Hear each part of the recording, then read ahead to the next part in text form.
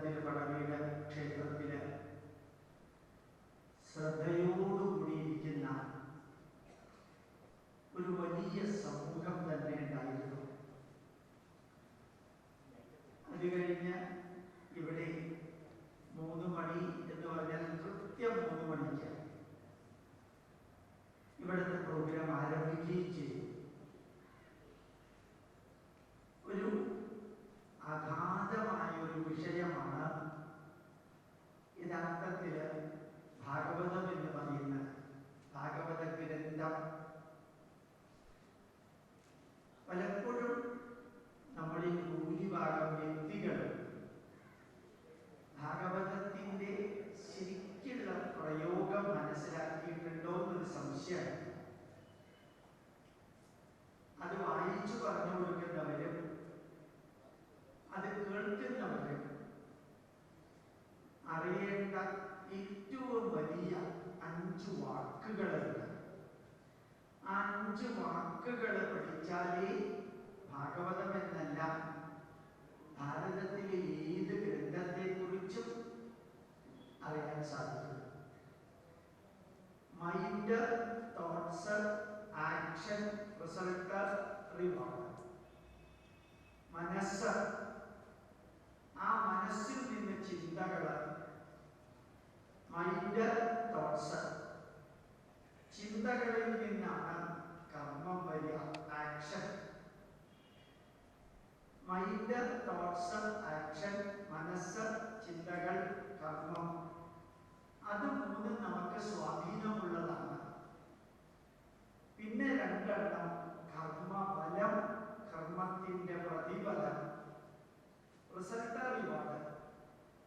ഈ 5 വാക്കുകളാണ് ഭാരതത്തെ ഭാരതമാക്കിയ 5 വാക്കുകൾ.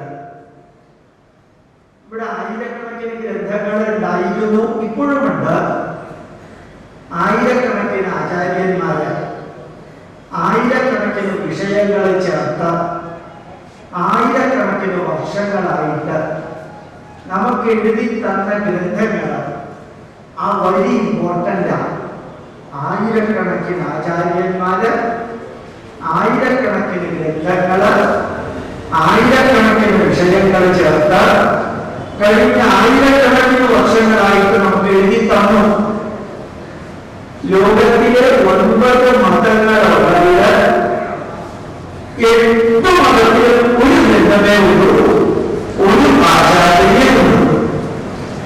ലോകത്തിലെ 9 മതങ്ങളുള്ളതിൽ 8 മതങ്ങൾക്കും ഒരു ഗ്രന്ഥം, ഒരാചാര്യൻ, അതിലെ ഒരു വിഷയം, അത് ഒരു കാലഘട്ടത്തിൽ എഴുതിയത്. ആ ഗ്രന്ഥങ്ങളിലെ അഡീഷനും ഡെലീഷനും മോഡിഫിക്കേഷനും കറക്ഷനും വരുത്താൻ പെർമിഷൻ കൊടുത്തിരുന്നില്ല. അഡീഷനും ഡെലീഷനും മോഡിഫിക്കേഷനും കറക്ഷനും വരുത്താൻ പെർമിഷൻ തന്നിട്ടില്ല മറ്റ് ഗ്രന്ഥങ്ങളില്ല. നമുക്ക് അങ്ങനെയല്ല. നമുക്ക് ഈ ആയിരക്കണക്കിന് ആചാര്യന്മാരെ എന്തിനാ ഇത്രയും ഗ്രന്ഥങ്ങൾ എഴുതിയത്? ഒരൊറ്റ വരിയിൽ ഉത്തരം പറയാൻ സാധിക്കും. ഒരു പുസ്തകത്തിലൂടെ അല്ലെങ്കിൽ ഒരു ഗ്രന്ഥത്തിലൂടെ മാനവരാശിക്ക് ആവശ്യമായിട്ടുള്ള എല്ലാ അറിവുകളും കൊടുക്കാൻ സാധ്യമല്ല. ഒരു പുസ്തകത്തിലൂടെ മനുഷ്യന് ആവശ്യമായിട്ടുള്ള എല്ലാ അറിവുകളും കൊടുക്കാൻ ആര് ശ്രമിച്ചാലും വിജയിക്കില്ല. ഒരു ആചാര്യൻ വിചാരിച്ചാലും മാനവരാശിക്ക് ആവശ്യമായിട്ടുള്ള എല്ലാ അറിവും കൊടുക്കാൻ സാധിക്കില്ല. ഒരു കാലഘട്ടത്തിൽ എഴുതിയ പുസ്തകം എല്ലാ കാലഘട്ടത്തിലേക്കും ഒരേപോലെ ബാധകമാവില്ല. മാറ്റങ്ങൾ ഗ്രന്ഥങ്ങളിൽ വന്നുകൊണ്ടേയിരിക്കണം. Change is the rule of nature. പ്രകൃതിയുടെ നിയമമാണ് മാറ്റങ്ങൾ. നമ്മളങ്ങനെയല്ലേ ജീവിതത്തില് വ്യത്യസ്ത തരത്തിലുള്ള വാഹനങ്ങള്, വ്യത്യസ്ത തരത്തിലുള്ള ഭക്ഷ്യവിഭവങ്ങള്, വ്യത്യസ്തമായ സിനിമകള്, വ്യത്യസ്തമായ പാട്ടുകള്, വ്യത്യസ്തമായ വെജിറ്റബിൾസ്, വ്യത്യസ്തമായിട്ടുള്ള സ്റ്റേഷനറി, വ്യത്യസ്തമായിട്ടുള്ള സ്കൂളുകള്, വ്യത്യസ്തം എന്നുള്ളത് എല്ലാത്തിൻ്റെയും ഭാഗമാണ്. അപ്പൊ മനസ്സ്, ചിന്ത, കർമ്മം, കർമ്മഫലം, കർമ്മത്തിന്റെ പ്രതിഫലം. നമ്മൾ കഴിഞ്ഞ 10,000 വർഷങ്ങളായിട്ട് BC 8275 മുതൽക്ക് AD 2018 ഈ നട്ടുച്ചയ്ക്ക് നല്ല രീതിയിൽ അന്തരീക്ഷം സുഖമായിട്ട് കിടന്നുറങ്ങാവുന്ന അന്തരീക്ഷത്തിൽ പോലും ഈ ഹാളിൽ ഇത്രയും വ്യക്തികൾ വന്നിട്ടുണ്ടെങ്കിൽ ഈ 10,000 വർഷത്തെ നമ്മുടെ പ്രാർത്ഥന സദ്ഗമയ, അതാണ് ഭാരതീയന്റെ അടിത്തറ മാറ്റിയ പ്രാർത്ഥന. തിന്മയിൽ നിന്ന് നന്മയിലേക്ക്, അസതോമാ സദ്ഗമയ, തമസോമാ ജ്യോതിർഗമയ, ഇരുട്ടിൽ നിന്ന് വെളിച്ചത്തിലേക്ക്, മൃത്യോർമാ അമൃതം ഗമയ, അശാന്തിയിൽ നിന്ന് ശാന്തിയിലേക്ക്. ഈ 3 പ്രാർത്ഥന മതി നിങ്ങൾക്ക്, നമുക്ക് ജീവിതത്തില്. അത് ഉപനിഷത്തിന്റെ ശാന്തി മന്ത്രമാണ്. അത് ജീവിത വീക്ഷണം പറയുന്ന മന്ത്രമാണ്. സിമ്പിൾ ഇംഗ്ലീഷിൽ മാറ്റിയാൽ from bad to good, good to better, better to the best, അസതോമാ സദ്ഗമയ. ഫ്രം ഡാർക്ക്നെസ് ടു ലൈറ്റ്, തമസോമാ ജ്യോതിർഗമയ. From ignorance to knowledge. മാത്രമല്ല ഇന്ന് കേരളത്തില് ശരിക്കും 152 തരത്തിലുള്ള സൈക്കോസൊമാറ്റിക് രോഗങ്ങളാണുള്ളത്. മാനസിക സംഘർഷത്താൽ ഉണ്ടാകുന്ന ശാരീരിക രോഗങ്ങള് ഇന്ന് മാനവരാശിയെ വിഴുങ്ങിക്കൊണ്ടിരിക്കുകയാണ്. Psychosomatic disease. ആ ഒരൊറ്റ വരി മതി അതിന്. മൃത്യോർമാ അമൃതം ഗമയ, അശാന്തിയിൽ നിന്ന് ശാന്തിയിലേക്ക്. ഇത് 3 നമുക്ക് സാധ്യമായാൽ നമ്മുടെ ജീവിതം ധന്യമായ ജീവിതം.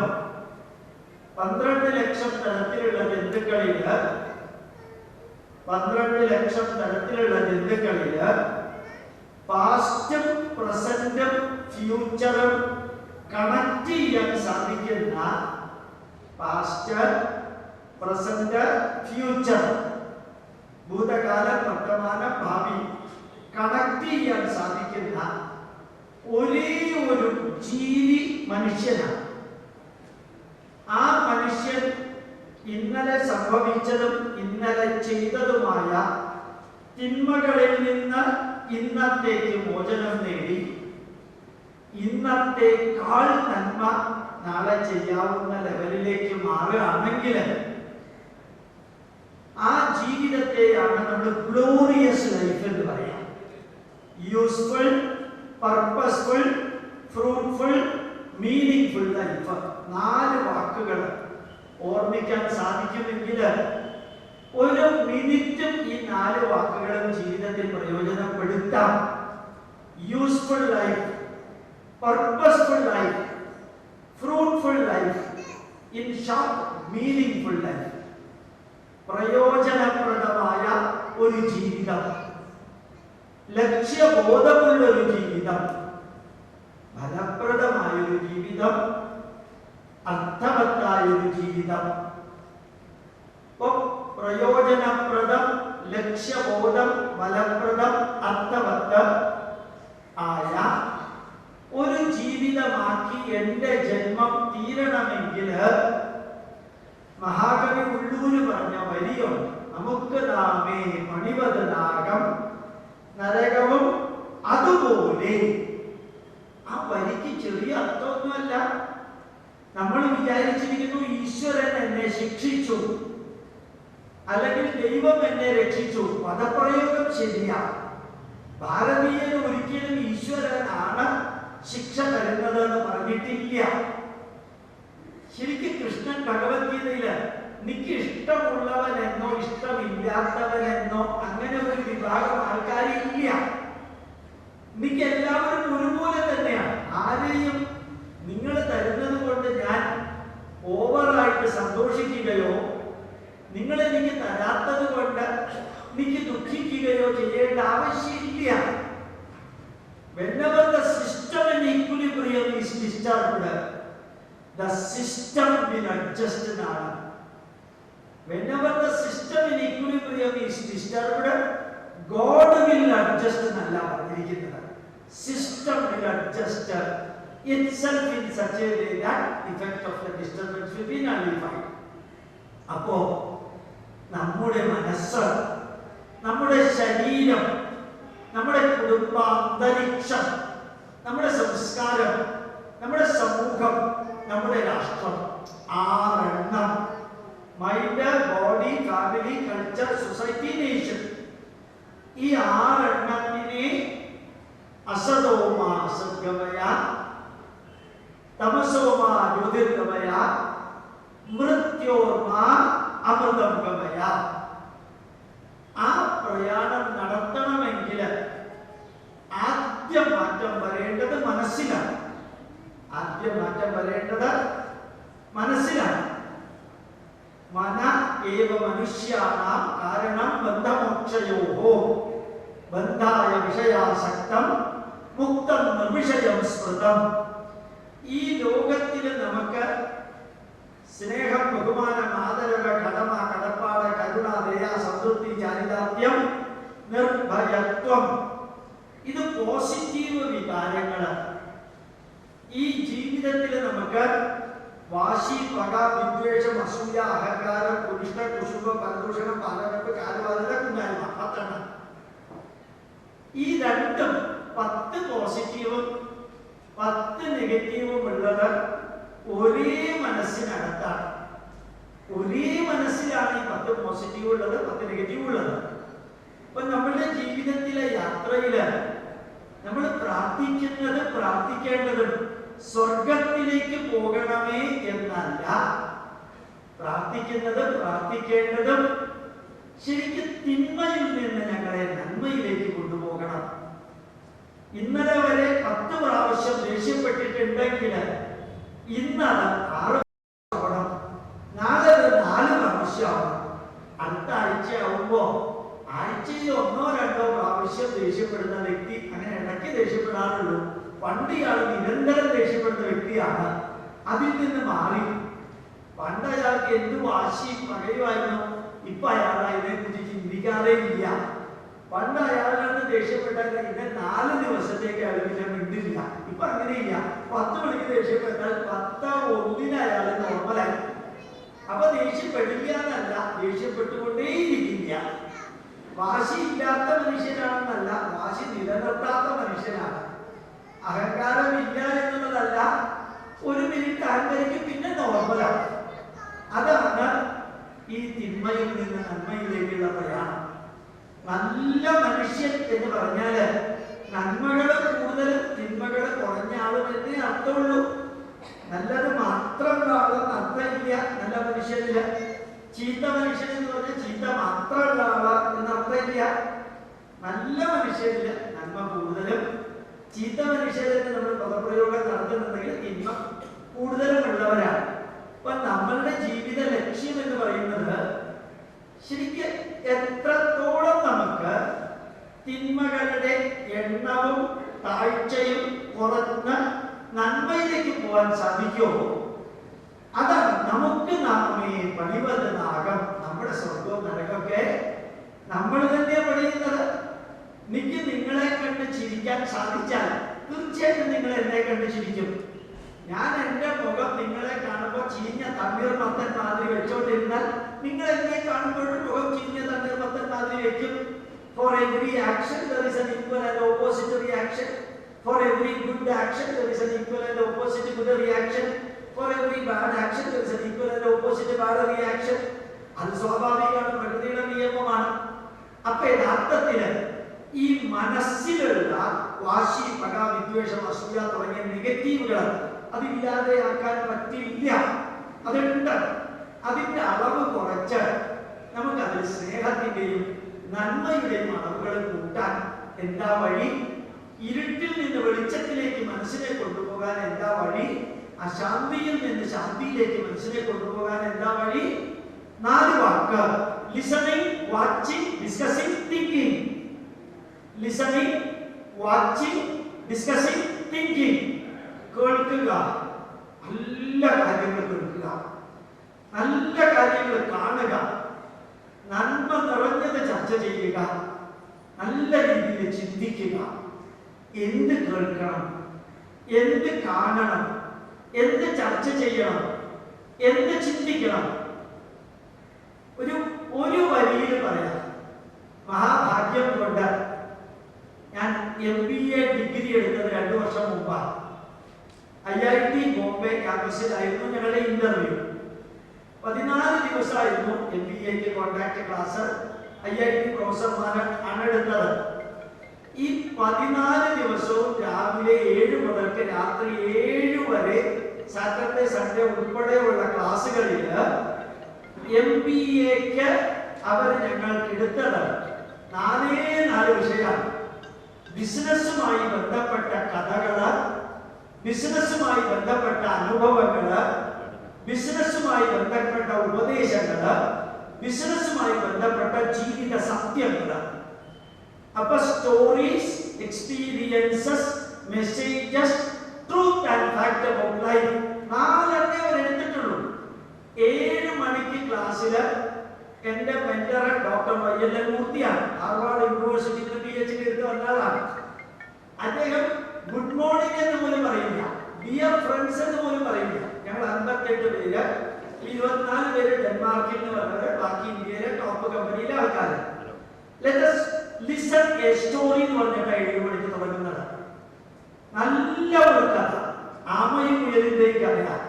നിങ്ങൾ ഷോക്കടിച്ച മാതിരിയായിപ്പോയി. 58 പേര്, ഏതാണ്ട് നട്ടുച്ച സമയം കഴിഞ്ഞു, വൈകുന്നേരം ആവാറായി. എല്ലാവരും 50-55 വയസ്സ് കഴിഞ്ഞവരാ. ഇവരുടെ അടുത്താണ് നിങ്ങൾ കഥ പറയാൻ പോകുന്നതെന്നാണ് ഞങ്ങൾക്ക് ആദ്യം തോന്നിയത്. പക്ഷെ ആ കഥ പറഞ്ഞു കഴിഞ്ഞപ്പോ ഞങ്ങൾ എല്ലാം 58 പേര് കൈയടിച്ചു.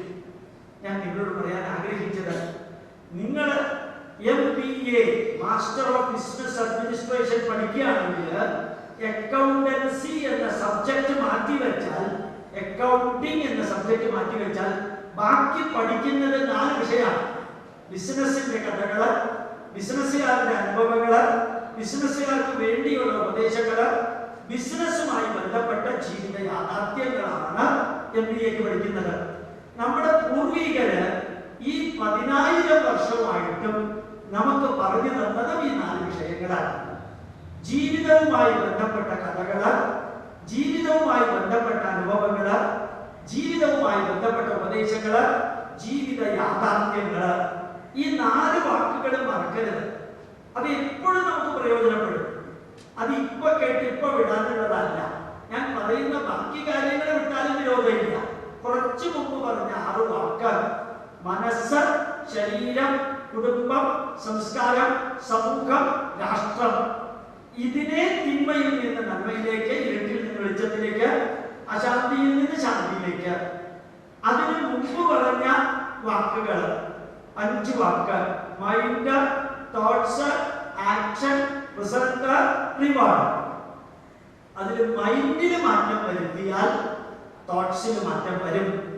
മൈൻഡിലും തോട്ട്സിലും മാറ്റം വന്നാൽ ആക്ഷനിൽ മാറ്റം വരും. When the mind changes, automatically the thoughts will change. When the thoughts change, automatically the action will be changing. From where the result and the reward will obviously change. അപ്പോൾ മനസ്സിനെ മാറ്റം വരുത്തണമെങ്കിൽ നമുക്ക് പോകേണ്ട വഴികൾ ഈ 10,000 വർഷങ്ങളായിട്ട് നമ്മുടെ പൂർവികർ ചൂണ്ടിക്കാണിച്ച വഴിയാണ്. അത് അറിഞ്ഞോ അറിയാതെയോ ലോകത്തിലെ ഏറ്റവും വലിയ ബിസിനസ്സിനും അതേ വഴികൾ തന്നെയാണ് ഉപയോഗിക്കാറുള്ളതും പ്രയോഗിക്കാറുള്ളതും. അതുകൊണ്ട് കഥകള്, നല്ല കഥകൾ. ഒരു ചെറിയ ഉദാഹരണം പറഞ്ഞാൽ വലിയ വിഷയത്തിലേക്ക് കടക്കാം. ഞങ്ങൾക്ക് IIT ക്യാമ്പസിൽ ക്ലാസ് എടുത്തത് ആമയും മുയലും പന്തയം വെച്ചു. നിങ്ങൾക്കറിയാം, ആമ ജയിച്ചു, മുയൽ തോറ്റു. അത് നിങ്ങൾക്കറിയാം. ഈ കഥ അവിടെ അവസാനിച്ചില്ല. അടുത്ത ദിവസം വീണ്ടും പന്തയം വെച്ചു. മുയൽ ഉറങ്ങിയില്ല. 2ാമത്തെ ദിവസം മുയൽ ജയിച്ചു, ആമ തോറ്റു. 3ാമത്തെ ദിവസവും പന്തയം വെക്കാൻ തീരുമാനിച്ചു. അപ്പൊ മുയല് ആത്മവിശ്വാസത്തോടു കൂടി പങ്കെടുക്കാൻ പറഞ്ഞു. അത് കോർഡിനേറ്റ് ചെയ്യുന്നത് ആമയാണ്. ആ 3ാമത്തെ ദിവസത്തെ പോയിന്റ് എ മുതൽക്ക് പോയിന്റ് ബി വരെ ഉള്ള ദൂരത്തിനിടയ്ക്ക് ഒരു തോടുണ്ടായി. അത് മുയൽ അറിഞ്ഞില്ല. മുയൽ ചോദിച്ചുമില്ല, അതിൽ വെള്ളം ഒഴുകുന്നുണ്ട്. ഇവർ ഓടി തോടിന്റെ അടുത്തെത്തിയപ്പോ ആമ തോട്ടിൽ കൂടെ അപ്പുറത്തേക്ക് പോയി, മുയൽ ഇപ്പുറത്ത് നിന്നു. മൂന്നാമത്തെ ദിവസം ആമ ജയിച്ചു. നാലാമത്തെ ദിവസം ഇവർ ഒരുമിച്ച് തീരുമാനിച്ചു, ഇനി നമ്മൾ കോമ്പറ്റീഷൻ വേണ്ട. We will not compete each other, we will complement each other, we will cooperate each other, we will coexist each other. നമുക്ക് ഒരുമിച്ച് പോകാം. ഞാൻ ക്ഷീണിക്കുന്ന സമയത്ത് നീ എന്നെ എടുക്ക, വെള്ളമുള്ള സമയത്ത് നീ എന്റെ പുറത്തേക്ക് കയറിക്കോ, ഞാൻ നിന്നെ അപ്പുറത്ത് കൊണ്ടുപോകാം. We will not contradict, we will not compete, we will not confuse, we will complement. ശരിക്കും ഇത്രയും അദ്ദേഹം പറഞ്ഞുള്ളൂ. എല്ലാം കൂടി ചേർത്ത് 3.5 മിനിറ്റില് ഈ കഥ പറഞ്ഞു കഴിഞ്ഞപ്പോ ഞങ്ങൾ ശരിക്കും കൈയടിച്ചു. ഞാൻ നിങ്ങളോട് പറയും, നമ്മുടെ ഭാഗവതത്തിൽ പറഞ്ഞിരിക്കുന്ന ഒരു വരിയുണ്ട്, കഥായി മാസ്തേ കവിതാമഹീയസാം വിദായ ലോകേഷു യശപ്പരേഷാം വിജ്ഞാന വൈരാഗ്യ വിവക്ഷയാ വിഭോ വചോ വിഭൂതിർന്നത് പാരമാത്യം. അതിന്റെ അർത്ഥം ഞാനിപ്പോ പറയണില്ല, തീരുന്നതിന് മുമ്പ് പറയാം.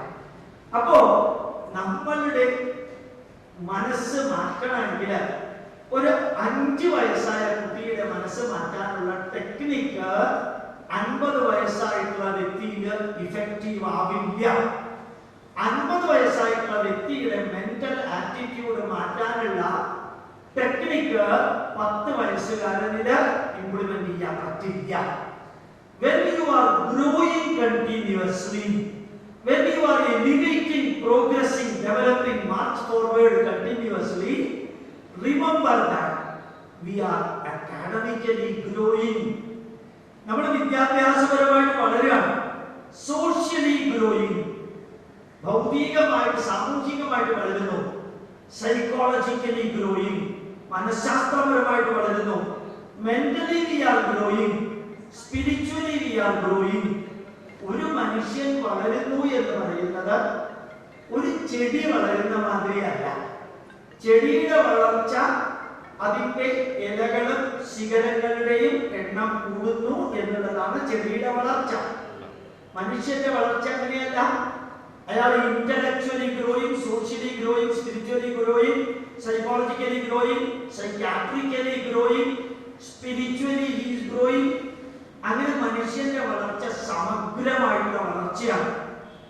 ആ സമഗ്രമായിട്ട് വളരുമ്പോൾ ചിലപ്പോൾ സാധാരണക്കാർക്ക് കൊടുക്കേണ്ട സന്ദേശമല്ല അസാധാരണക്കാർക്ക് കൊടുക്കേണ്ടത്. വളരുന്നതിനനുസരിച്ച് സന്ദേശങ്ങൾ മനുഷ്യ മനസ്സിൽ പൂർവികർ ആദ്യം എഴുതിയത് വേദാന്തമാണ്. വേദാന്തമാണ് ആദ്യം എഴുതിയത്. ആ വേദാന്തം അതനുസരിച്ച് പഠിപ്പിച്ചാലേ തലയ്ക്കകത്ത് കേറുള്ളൂ. നമ്മൾ ചിലപ്പോ ഒക്കെ പറയാറുണ്ട്, നീ കൂടുതൽ വേദാന്തമൊന്നും എന്നോട് പറയണ്ട, എനിക്ക് അറിയാം ഇതൊക്കെ. എന്താ അതിന്റെ അർത്ഥം? നീ പറയുന്ന വേദാന്തം എനിക്ക് മനസ്സിലാവണില്ല. അതല്ലേ നീ പറയുന്ന വേദാന്തം E=mc² എന്നുള്ളത് നിന്റെ തലയ്ക്കകത്ത് കേറണില്ല. നീ വലിയ കോംപ്ലിക്കേറ്റഡ് ആയിട്ടത് പറഞ്ഞാല് എനിക്ക് മനസ്സിലാവില്ല. അഹം ബ്രഹ്മാസ്മി തത്വമസി അയം ആത്മാ ബ്രഹ്മ പ്രജ്ഞാനം ബ്രഹ്മ, ഇതൊന്നും എനിക്ക് മനസ്സിലാവില്ല. അപ്പോ most sophisticated, most complicated, deepest ആയിട്ടുള്ള വിഷയങ്ങൾ പറയുമ്പോ സാധാരണക്കാർക്ക് മനസ്സിലാവില്ല. അവർ പരസ്പരം സംസാരിച്ചുകൊണ്ടിരിക്കും. ചില ക്ലാസ്സിൽ പിള്ളേർ സംസാരിച്ചുകൊണ്ടിരിക്കാനുള്ള കാരണം എന്താ? ടീച്ചർ പറയുന്നത് അവർക്ക് മനസ്സിലാവണില്ല. അവരുടെ വേവ് ലെങ്തിലെ ടീച്ചർ പറഞ്ഞാൽ സ്റ്റുഡൻസ് അറ്റ്മോസ്റ്റ് കോൺസെൻട്രേഷനിലിരിക്കും, നല്ല രസകരമായിട്ട് അവരിയ്ക്കും. അവരുടെ വേവ് ലെങ്തിൽ പറയണം. ടീച്ചറുടെ വേവ് ലെങ്തിൽ പറഞ്ഞാൽ ഇവർക്ക് ഉൾക്കൊള്ളാൻ പറ്റില്ല. അപ്പൊ ടീച്ചർക്ക് താഴെ വന്ന സാധാരണ വിദ്യാർത്ഥികളുടെ ലെവലിൽ പറഞ്ഞാല് അവർ സൈലന്റ് ആയിട്ട് ആസ്വദിച്ചുകൊണ്ടിരിക്കും. അപ്പൊ ഏറ്റവും കോംപ്ലിക്കേറ്റഡ് ആയിട്ടുള്ള ഉപനിഷത്തുക്കൾ എന്ന വേദാന്തം ഭാരതീയ ഋഷിവര്യന്മാർ ആദ്യം എഴുതി തന്നു. അത് പഠിക്കാൻ കുറച്ചു പേർക്കേ സാധിക്കുള്ളൂ. 10,000-കണക്കിന് വ്യക്തികളില് ഒരാളാണ് വേദാന്തം ഗഹനമായിട്ട് അനുഭവത്തിന്റെ തലത്തിൽ പഠിക്കുന്നതെന്നാണ് പറയാറുള്ളത്. 10,000-കണക്കിന്, 10,000-ൽ ഒരാളല്ല, 10,000-കണക്കിന് വ്യക്തികളിൽ ഒരാൾക്കാണ് വേദാന്തം വേദാന്തം അനുഭവത്തിന്റെ എക്സ്പീരിയൻഷ്യൽ ലെവലിൽ പഠിക്കാൻ സാധിക്കാം. അത് ബുദ്ധിമുട്ടായതുകൊണ്ട് പിന്നീട് ഋഷിവര്യന്മാര് വേദാന്തത്തിനേക്കാൾ താഴെയുള്ള വേദം പറഞ്ഞു.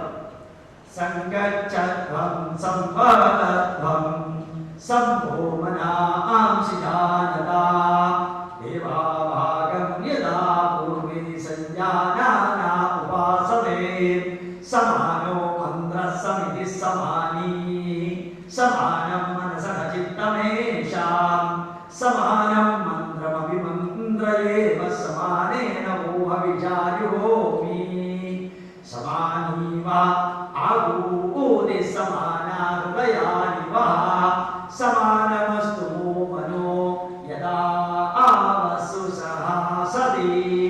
ആഴമേറും നിൻ മഹസ്സാം ആഴിയിൽ ഞങ്ങളാകവേ ആഴണം വാഴണം നിത്യം വാഴണം വാഴണം സുഖം. നാരായണ ഗുരുദേവൻ എഴുതിയ ശരിക്ക് ദൈവദശകത്തിലെ അവസാനത്തെ വലിയ വേദമന്ത്രമാണ് പക്ക വേദമന്ത്രം. അപ്പൊ യഥാർത്ഥത്തിൽ വേദം എന്ന് പറഞ്ഞു സംഗച്ഛധ്വം, നിങ്ങൾ ഒരുമിച്ച് മുമ്പോട്ട് പോകൂ. ഭാര്യയും ഭർത്താവും മക്കളും ഒരുമിച്ച് പോകൂ. നിങ്ങൾ സംഘടനാപരമായിട്ട് ഒരുമിച്ച് മുമ്പോട്ട് പോകൂ. നിങ്ങൾ സമൂഹത്തിൽ ഒരുമിച്ച് മുമ്പോട്ട് പോകൂ. അവിടെ മതിൽക്കെട്ടുകൾ ഒഴിവാക്കൂ. സംഗച്ഛധ്വം. സംവദധ്വം, ഉള്ളു തുറന്ന് സംസാരിക്കൂ. രാജ്യം ഇസ്രായേലും ഒരേപോലെ സ്വീകരിച്ച ഒരു മന്ത്രമാണ് ഇന്റർനാഷണൽ മന്ത്ര ഓഫ് യൂണിറ്റി എന്ന ഋഗ്വേദത്തിലെ അവസാനത്തെ സൂക്തം. പിന്നെ മാത്രമല്ല, ഇപ്പൊ വൈറ്റ് ഹൗസിൽ വേദമന്ത്രം 8 മണിക്ക് ഉണ്ട്, എല്ലാ ദിവസവും ഉണ്ട്. നമസ്തേ രുദ്രമന്യവമുദോതൈഷവേ നമഃ നമസ്തേ അസ്തു ധന്വനേ ബാഹുഭ്യാം തദേ നമഃ. ഒരു ഫുൾ സൂക്തമാണ്. ഷൂസും സോക്സും ഊരി വെച്ച് വൈറ്റ് ഹൗസിലെ സ്റ്റേജിൽ കയറി ഒരു 10-40 മെമ്പേഴ്സിന്റെ സാന്നിധ്യത്തില് എവറി ഡേ എല്ലാ ആഴ്ചയും ചൊല്ലുന്നത്. നിങ്ങൾ ഒരുപക്ഷെ കണ്ടിട്ടാണ്, 3 ദിവസം മുമ്പ് അമേരിക്കൻ പ്രസിഡന്റ് ട്രംപിന്റെ മകൻ അവിടെ ഒരു അമ്പലത്തിൽ വന്ന് ഇയാൾ മണിക്കൂറുകളോളം തൊഴുതുകൊണ്ട് നിൽക്കുക. എനിക്കൊരു അത്ഭുതം തോന്നിയത് എന്താന്ന് വെച്ചാല്, ഇത്രയും വലിയ സ്പൂണിലാ അമ്പലത്തിലെ തീർത്ഥം ട്രംപിന്റെ മകന് കൊടുത്തത്. നമ്മുടെ ഇന്ത്യൻ പ്രധാനമന്ത്രിക്ക് ഇങ്ങനെ ഒരു തീർത്ഥം അമ്പലത്തിൽ നിന്ന് കൊടുത്താൽ പോലും 2 സെക്യൂരിറ്റിക്കാർ അത് ടേസ്റ്റ് ചെയ്തിട്ട് വലിയ പ്രോബ്ലം ഇല്ലെന്ന് ഉറപ്പ് വരുത്തിയാലേ പ്രധാനമന്ത്രി കഴിക്കുള്ളൂ. ഇത് ട്രംപിന്റെ മകന് ഒരു ബുദ്ധിമുട്ടും ഇല്ലാതെ ഒരു വട്ടി തീർത്ഥം കുടിക്കുകയും ചെയ്യും. അപ്പൊ എന്നിട്ട് അദ്ദേഹം അവിടെ നിന്ന് അദ്ദേഹത്തിന്റെ മുഖവും അദ്ദേഹത്തിന്റെ എക്സ്പ്രഷൻ ഒന്ന് കാണേണ്ടിയിരുന്നു. എല്ലാ വേദമന്ത്രങ്ങൾ ചൊല്ലിയിട്ട് അദ്ദേഹത്തിന് ആർത്തി കാണിച്ചതും ആലയിട്ടതും എല്ലാം എന്നിട്ട് അതിന്റെ അർത്ഥം പറഞ്ഞു കൊടുക്കുന്നുണ്ടായിരുന്നു. ഞാൻ പറഞ്ഞത്, ഈ മനുഷ്യരാശിയുടെ മനസ്സിനെ മാറ്റം വരുത്താൻ, മൈൻഡിനെ മാറ്റം വരുത്തി, തോട്ട്സിനെ മാറ്റം വരുത്തി, ആക്ഷനിൽ മാറ്റം വരുത്താൻ ഏറ്റവും ഉയരത്തിൽ നിൽക്കുന്നവർക്ക് പറ്റിയത് ഉപനിഷത്തുക്കളാണ്. അതിന്റെ താഴെ ഉള്ളവർക്ക് പറ്റിയത് വേദങ്ങളാണ്. അത് സാധാരണക്കാർക്ക് മനസ്സിലാക്കാൻ ബുദ്ധിമുട്ടാണ്. വേദമന്ത്രം ചൊല്ലണമെങ്കിൽ അതിൽ ഉദാത്തം, അനുദാത്തം, സ്വരിതം, ദൈവം, ഹ്രസ്വം, പ്രജേയം, അനുനാസിക, കമ്പം, ദീർഘകമ്പം, പ്ലുതം 10 സ്വരണ്ട്. ചില സ്ഥലത്തൊക്കെ എയർ കിട്ടില്ല ചൊല്ലുമ്പോ. അപ്സുമേ സോമോ അബ്രവീത യദന്തർവിശ്വ നിഭേഷജ അഗ്നിജ വിശ്വശംഭുവം ആപശ്ച വിശ്വഭേഷജീഹി ആപപ്രണീതഭേഷജം വരൂധം തൻവേ.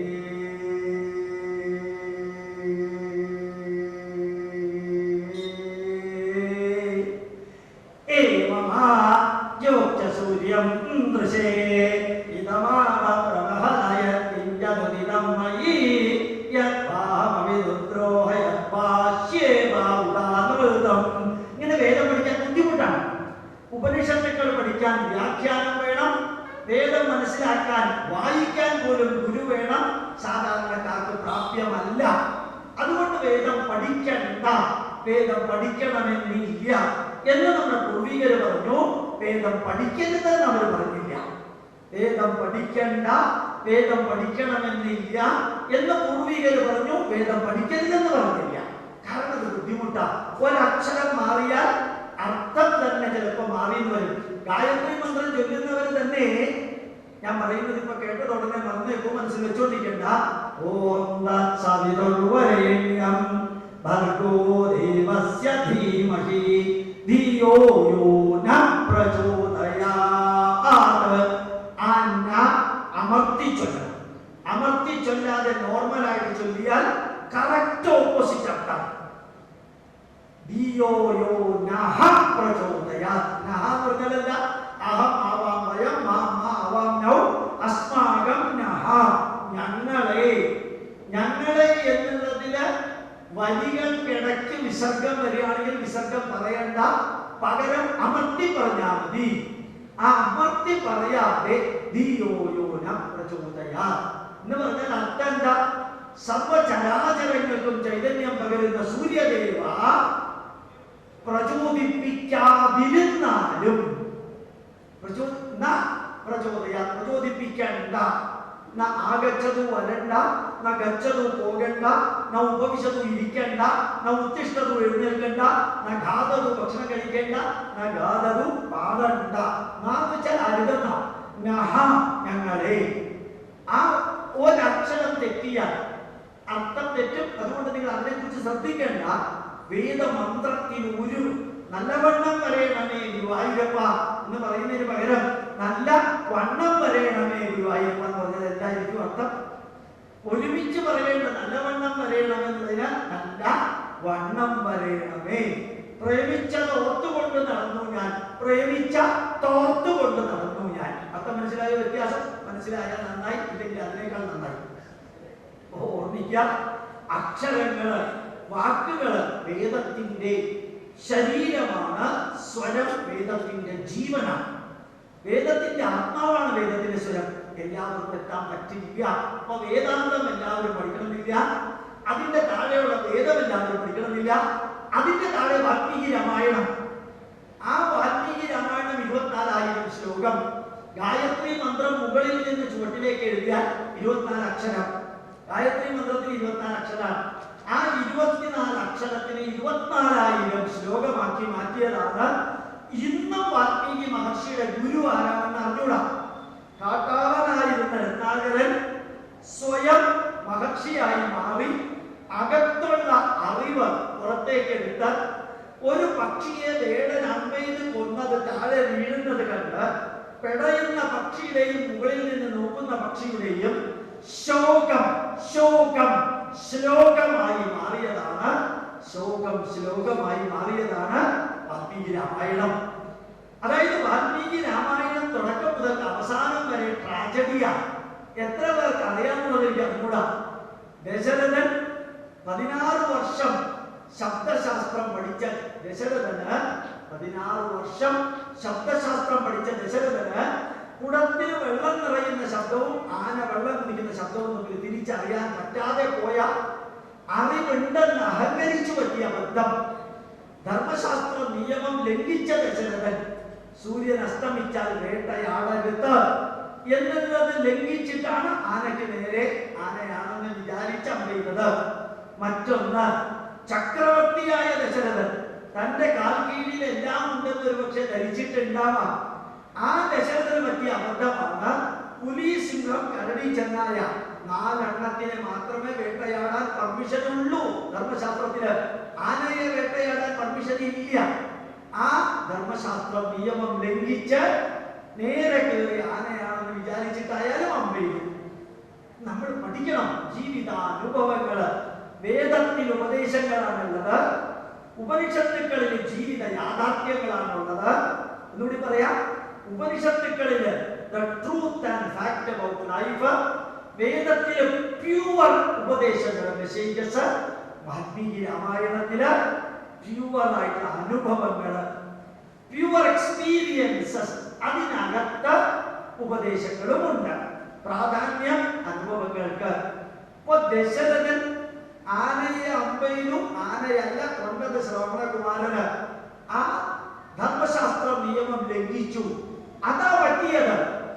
24 വർഷം കഴിഞ്ഞിട്ടാണെങ്കിലും സത്യത്തിൽ ഉമ്മൻചാണ്ടിക്കും എ കെ ആന്റണിക്കും ശിവി മാത്യുവിനും മെനിഞ്ഞാന്നത്തെ കോടതി വിധി എന്തായിരുന്നു? നമ്പി നാരായണന്റെ കോടതി വിധി എന്തായി തീർന്നു? ഇനി അതൊന്നും തിരിച്ചു വരില്ലെന്ന് വിചാരിച്ച് എന്തൊക്കെയോ കാട്ടിക്കൂട്ടി പലരും. പക്ഷേ കാലചക്രം തിരിയുമ്പോൾ ഭഗവത്ഗീതയിൽ ഒരു വരിയുണ്ട്, സാധിക്കുമെങ്കിൽ ബൈഹാർട്ടാക്കുക. ഉറഞ്ഞു തുള്ളുമ്പോൾ ഈ ഒരു വരി നമ്മൾ പറയുകയാണെങ്കിൽ നല്ലതാണ്. ഏവം പ്രവർത്തിതം ചക്രം ന അനുവർത്തയതി ഹയഃ അഘായുരിന്ദ്രിയാരാമോ മോഹം പാർത്ഥസ്സ ജീവതി. അത് അപ്പുറത്തെ കിടക്കാൻ പറയുമ്പോൾ ഇന്ന് വൈകുന്നേരം ഞാൻ ക്ലാസ് എടുക്കുന്നുണ്ട്. സാധിക്കുമെങ്കിൽ നിങ്ങൾ വരിക, സാധിക്കില്ലെങ്കിലും വരിക. ഓർമ്മിക്കുക, ഏവം കാലത്തിന്റെ ചക്രം തിരിയുമ്പോൾ, കാലചക്രം തിരിയുമ്പോൾ അതിന്റെ കൂട്ടത്തിൽ തിരിയും ധർമ്മത്തിന്റെ ചക്രവും. കാലചക്രം തിരിയുമ്പോൾ ധർമ്മചക്രവും തിരിയും. ആ ധർമ്മചക്രത്തോടൊപ്പം തിരിയാത്തവരെ കാലചക്രം അടിച്ചു തെറിപ്പിക്കും. അതാണ് ഭഗവത്ഗീത, അതാണ് ഭഗവത്ഗീതയുടെ സന്ദേശം. അപ്പോ ആ ചക്രവർത്തി, ദശരഥ മഹാരാജാവ് ചക്രവർത്തി ധർമ്മശാസ്ത്രം ലംഘിച്ചതിന്റെ പരിണതഫലമാണ് മരണം വരെ ആ ശ്രവണകുമാരന്റെ അച്ഛന്റെയും അമ്മയുടെയും, അന്ധരായ അച്ഛന്റെയും അമ്മയുടെയും ശാപമേറ്റ് പുത്രദുഃഖത്തിൽ നീ നീറി നീറി പുകഞ്ഞു മരിക്കുമെന്ന ശാപം. ഏത് മാർത്താണ്ഡൻ കായൽ കയ്യേറാൻ പോകുമ്പോഴും, ഏത് സോളാർ സിസ്റ്റത്തിൽ അഴിമതി എടുക്കുമ്പോഴും, ഏതൊക്കെ തരത്തിലെ നാഷണൽ ഹെറാൾഡിലെ 790 കോടി മുക്കുമ്പോഴും ഓർമ്മിക്കുക, 16 ഷട്ടർ ഒരുമിച്ച് തുറന്നപ്പോഴും ഇന്നല്ലെങ്കിൽ നാളെ അതിനെ ചോദ്യം ചെയ്യുന്നവരുണ്ടാവും. അറിയണം, ഏത് രാഷ്ട്രീയ പാർട്ടി, ഏത് വ്യക്തി എന്നുള്ളതൊന്നുമല്ല. ഞാൻ ചെയ്തത് തെറ്റാണെങ്കിൽ തെറ്റാണെന്ന് ലോകത്തോട് പറയാനും ഇനി ഒരിക്കലും ആ തെറ്റ് ആവർത്തിക്കില്ലെന്ന് വാഗ്ദാനം ചെയ്യാനും ക്ഷമ ചോദിക്കാനും മുമ്പോട്ട് വരുന്നതിന് പകരം ധാർഷ്ട്യത്തോടു കൂടി ഞാൻ ഇനിയും അതൊക്കെ ചെയ്യുമെന്ന് പറഞ്ഞാൽ ചിലപ്പോൾ അമേരിക്കയിൽ പോയിട്ട് കിടക്കേണ്ടി വരും. അതാണ് യഥാർത്ഥത്തിലെ സത്യം. അതുകൊണ്ട് വാൽമീകി രാമായണത്തിൽ ദശരഥ മഹാരാജാവ് 4 ഈശ്വര തുല്യരായ മക്കളുടെ അച്ഛൻ എന്ന് പറഞ്ഞിട്ടൊന്നും കാര്യമില്ല. അനുഭവിക്കേണ്ടത് നമ്മളൊക്കെ താൻ നിരന്തരം ചെയ്യുന്ന കർമ്മങ്ങൾ, താൻ നിരന്തരം ചെയ്യേണ്ടത് ചെയ്യാത്ത കർമ്മങ്ങൾ, താൻ നിരന്തരം ചെയ്യാൻ പാടില്ലാത്തത് ചെയ്യാനുള്ള കർമ്മഫലങ്ങള് താൻ അനുഭവിച്ചിടുകയേ വരൂ. അപ്പൊ അതില് ശരിക്കും കയ്യേക്ക് 2 വരം കൊടുത്തു. നിങ്ങൾ കൂടെയുള്ള ആരായാലും ആവശ്യമില്ലാതെ ഒരു വാഗ്ദാനവും ചെയ്യരുത്. വരം കൊടുത്തത് അപ്പപ്പ തന്നെ തീർക്കുന്നതിന് പകരം തീർക്കാമായിരുന്നു, ചെയ്തില്ല. ലോകത്തിൽ ഒരാൾക്കും പിന്നത്തേക്ക് എന്ന് പറഞ്ഞൊരു വാഗ്ദാനം വെച്ചേക്കരുത്. മന്ദര കൈകേയിയുടെ മനസ്സ് മാറ്റി. എന്ത് മനസ്സിലായി? ഈ ലോകത്തിൽ ഉറച്ച മനസ്സുള്ളവര് എന്നൊരു വിഭാഗം ജനത ഇല്ല. സ്ട്രോങ് മൈൻഡഡ് പേഴ്സണാലിറ്റി അങ്ങനെയൊന്നുമില്ല. 40 വർഷമായിട്ട് മന്ദര കൈകേയിക്ക് ഒരു ഗുരുപദേശം കൊടുത്തിട്ടില്ല. 40 വർഷം കൈകേയിയുടെ കൂട്ടത്തിൽ കേകയ രാജാവ് അയച്ച മന്ദര കൈകേയിക്ക് ഗുരുപദേശം കൊടുത്തിട്ടില്ല. പക്ഷെ ഒരിക്കൽ കൊടുത്തു. അതാണ് സംഭവിച്ചത്. എന്ത് മനസ്സിലാക്കി നമ്മള്? ഈ ലോകത്തിൽ എന്നും നന്മ മാത്രം പറയുന്നവര് എന്നൊരു വിഭാഗം ഇല്ല. ലോകത്തിൽ എന്നും തിന്മ മാത്രം പറയുന്നവര് എന്നൊരു വിഭാഗവും ഇല്ല. ലോകത്തിൽ ഉറച്ച മനസ്സുള്ളവര് അങ്ങനെ ഒരു വിഭാഗവും ഇല്ല. അവള് എന്നെ ചതിക്കില്ല അങ്ങനെ ഒരു വിഭാഗവും ഇല്ല. എല്ലാവരും ദേശവും കാലവും അനുസരിച്ച് മാറുന്നവരാണ്. നല്ലവര് ചിലപ്പോൾ ചീത്ത ഉപദേശം കൊടുത്തെന്ന് വരും, ചീത്തവര് ചിലപ്പോൾ നല്ല ഉപദേശം കൊടുത്തെന്ന് വരും, സ്ഥാനത്തും അസ്ഥാനത്തും ചിലത് പറഞ്ഞെന്ന് വരും. നല്ല മനുഷ്യന് ചീത്ത മനുഷ്യരെ പോലെ പെരുമാറുന്നു വരും, ചീത്ത മനുഷ്യന് നല്ല മനുഷ്യരെ പോലെ പെരുമാറുന്നു വരും. ഇവിടെയാണ് നമുക്ക് രാവണന്റെ ഉദാഹരണം, കുംഭകർണന്റെ ഉദാഹരണം, വിഭീഷണന്റെ ഉദാഹരണം, ബാലിസുഗ്രീവന്മാരുടെ ഉദാഹരണം നമുക്കുണ്ട്. ഇവിടെ സീതയുടെ ഉദാഹരണമുണ്ട്, അതുപോലെ തന്നെ ഊർമിളയുടെ ഉദാഹരണമുണ്ട്. 21 വ്യക്തികളുടെ ഉദാഹരണമാണ് അനുഭവങ്ങളിലൂടെ രാമായണം നമ്മളെ പഠിപ്പിക്കുന്നത്.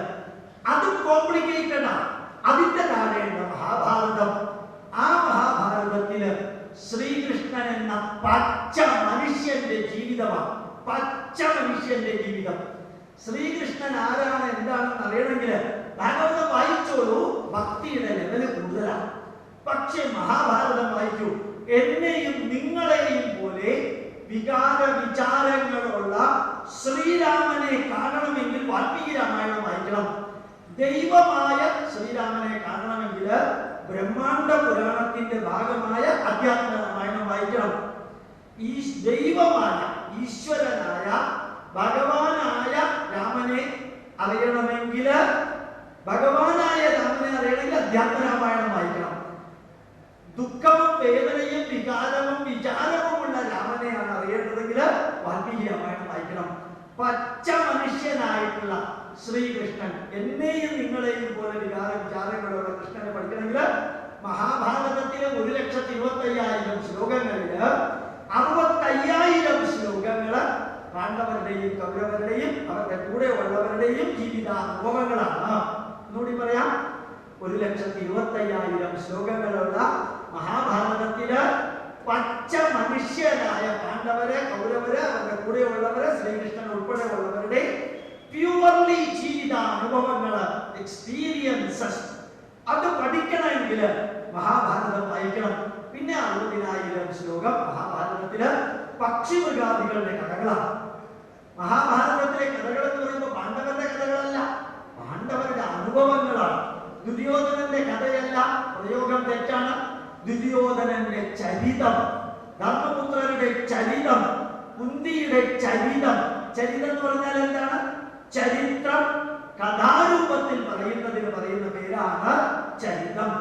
ചരിത്രത്തെ, ഹിസ്റ്ററിയെ കഥാരൂപത്തിൽ പറയുന്ന അതാണ് ചരിതം. ആലോചിച്ച് നോക്കാം, ത്രേതായുഗത്തില് ഈ ഗുജറാത്തിനും പാകിസ്ഥാനും ഇടയ്ക്ക് ഒരു രാജ്യം ഉണ്ടായിരുന്നു. ഗുജറാത്തിനും പാകിസ്ഥാനും ഇടയ്ക്ക് ഒരു രാജ്യം ഉണ്ടായിരുന്നു. ആ രാജ്യത്തിന്റെ പേരാണ് മാഹിഷ്മതി എന്ന രാജ്യം.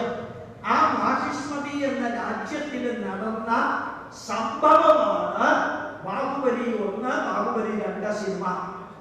അത് കഥാരൂപത്തിൽ നമ്മളെ അവതരിപ്പിച്ചിരിക്കുന്നു. ബാഹുബലി ചരിതം, ചരിത്രമല്ല, കഥയുമല്ല, ചരിതം. പഴശ്ശിരാജ, 200 വർഷങ്ങൾക്ക് മുമ്പ് ജീവിച്ചിരുന്ന പഴശ്ശിരാജയുടെ ചരിത്രത്തെ MT വാസുദേവൻ നായർ കഥാരൂപത്തിൽ അവതരിപ്പിച്ചിരിക്കുന്നതാണ് പഴശ്ശിരാജ ചരിതം സിനിമ. വടക്കൻ വീരഗാഥ അത് തന്നെയാ, ചരിതമാണ്. അതില് ആ കുറുപ്പന്മാരുടെയും, ഇന്നും അവിടെ തച്ചോളിയോധനന്റെ വാള് വെച്ചിട്ടുണ്ട് വടകരയില്. ലോകനാഥാവിന്റെ അടുത്ത് നിന്ന് നടന്നു പോയാൽ തച്ചോളിയോധനന്റെ വാള് കാണാം. ലോകനാഥാവിന് അകത്തേക്ക് ഷർട്ടിട്ടൊന്നും പോകാൻ പറ്റില്ല.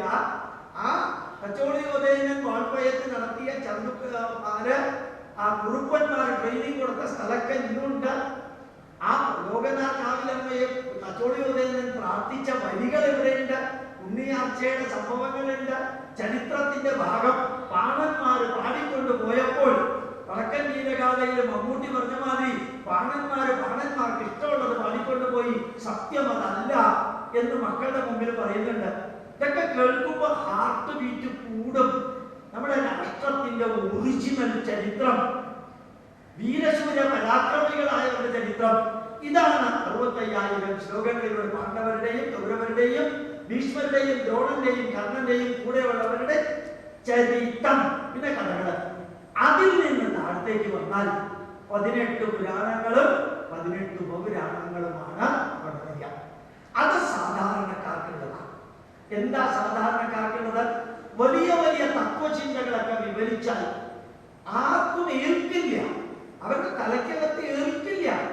BBA കഴിഞ്ഞിട്ടാണ് MBA. BBA lower level, MBA higher level.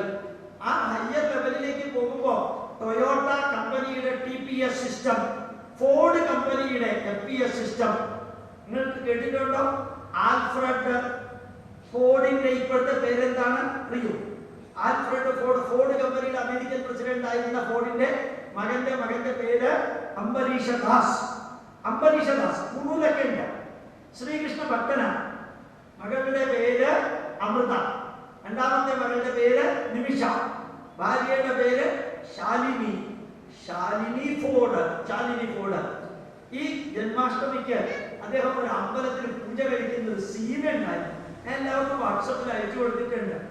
ആ ഫോർഡ്, ആൽഫ്രഡ് ഫോർഡ് എന്ന് പറഞ്ഞ അംബരീഷ ദാസിന്റെ ആ നിപ്പൊന്ന് കാണേണ്ടിയിരുന്നു. അദ്ദേഹം ഒരു വലിയ കോർപ്പറേഷൻ ഉണ്ടാക്കാൻ, നിങ്ങൾക്ക് അറിയുമെന്ന് എനിക്ക് അറിഞ്ഞൂടാ, എത്രയോ ട്രില്യൺ ഡോളറിന്റെ ആലപ്പുഴയെക്കാളും വലിയ ഒരു ജില്ല മുനിസിപ്പാലിറ്റി ആയിട്ട് എടുത്ത് വികസിപ്പിക്കാം. ആലപ്പുഴ ജില്ലയേക്കാളും വലുത അദ്ദേഹം ഏറ്റെടുത്തിരിക്കുന്ന ഒരു ടൗൺഷിപ്പ് ഉണ്ടാക്കല്. അദ്ദേഹം ഒരു മഞ്ഞ പട്ടും കൂണൂലും ഇട്ടുകൊണ്ട് നെറ്റിയിൽ ഗോപി ചന്ദനം തൊട്ടുകൊണ്ട് മന്ത്രം ചൊല്ലി പൂജ കൃഷ്ണനെ നടത്തുന്നത് സീൻ മിനിഞ്ഞാന്ന് കണ്ടു. പണ്ടത്തെ ഒന്നുമല്ല, ഈ ജന്മാഷ്ടമിയുടെ നടത്തിയത്. വലിയ സന്തോഷം തോന്നി. എല്ലാം ഈ ജലന്ധറിലെ അച്ഛൻ ഉൾപ്പെടെ കൃഷ്ണനെ പൂജിച്ചിരുന്നെങ്കിൽ എത്ര നന്നാവുമായിരുന്നു ഞാൻ ആലോചിക്കുകയും. എന്റെ തോന്നലാണ് ഈ കോടതിയിൽ നിന്നൊക്കെ പുറത്തേക്ക് വരാമായിരുന്നു നന്മകൾ ചെയ്യാൻ. ആ കുരിശി കിടക്കുന്ന ഈ യേശു ക്രിസ്തുവിനെ വെറുതെ അങ്ങനെ ആ കുരിശി തന്നെ കിടത്തി പ്രാർത്ഥിച്ചതുകൊണ്ട് പറ്റിയ അബദ്ധമാണ്. അതിരിക്കട്ടെ, തിരിച്ച് നമുക്ക് നമ്മുടെ പുരാണത്തിലേക്ക് വരാം. ഈ പുരാണമിത്യേവന സാധു സർവം നജാവി കാവ്യം നവമിത്യമദ്യം.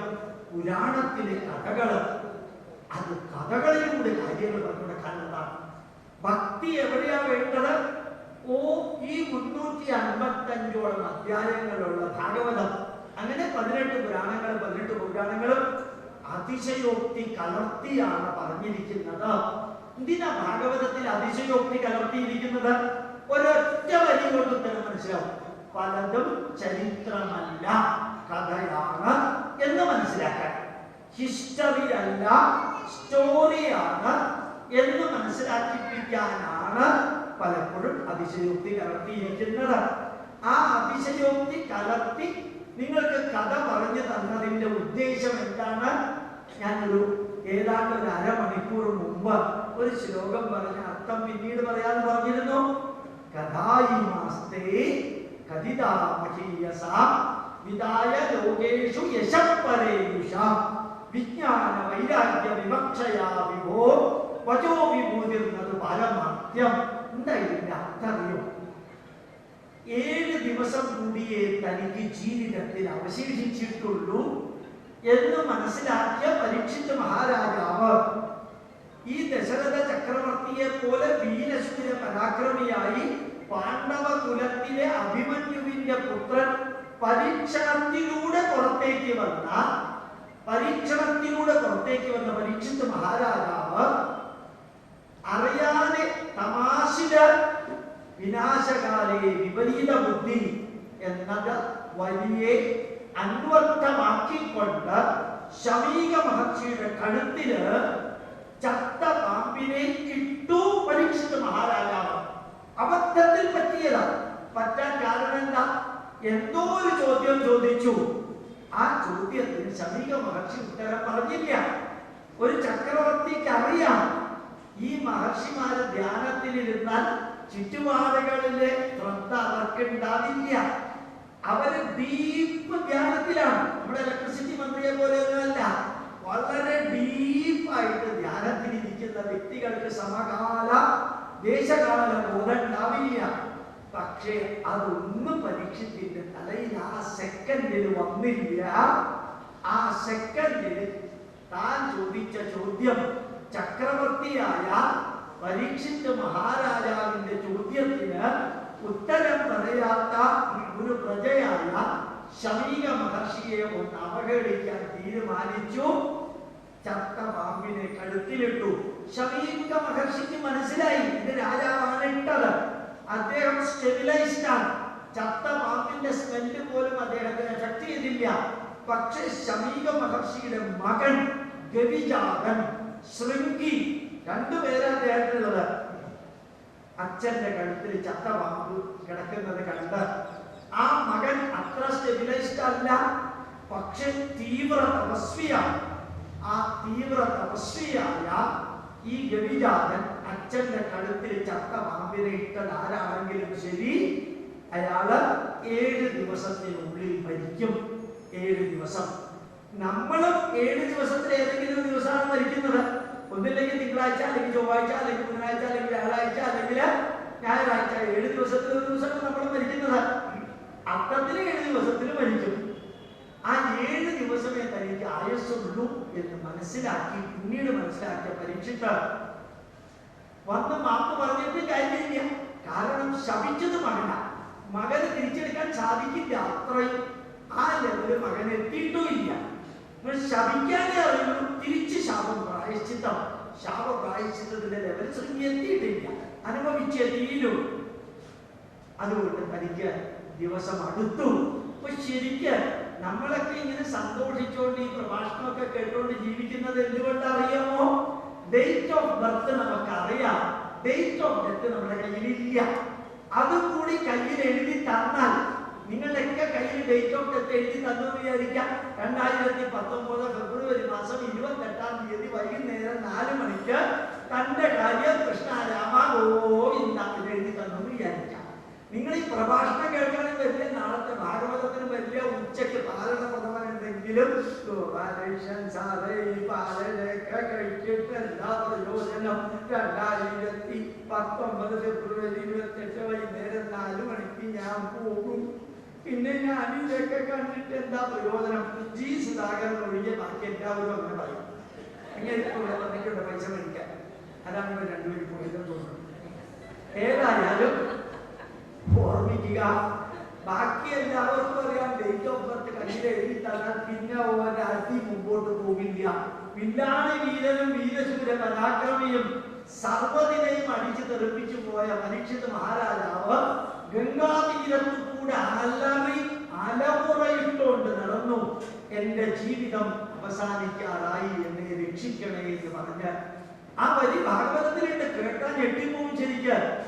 ആ ഭാഗവതത്തിൽ എന്റെ ജീവിതം ഇനി 7 ദിവസങ്ങളേ ഉള്ളൂ, എന്നെ രക്ഷിക്കണേ എന്ന് പറഞ്ഞ അലമുറയിട്ട് കരഞ്ഞു പോയപ്പോ ശ്രീശുക ബ്രഹ്മർഷി ഇത് കേട്ടു അത്രേ.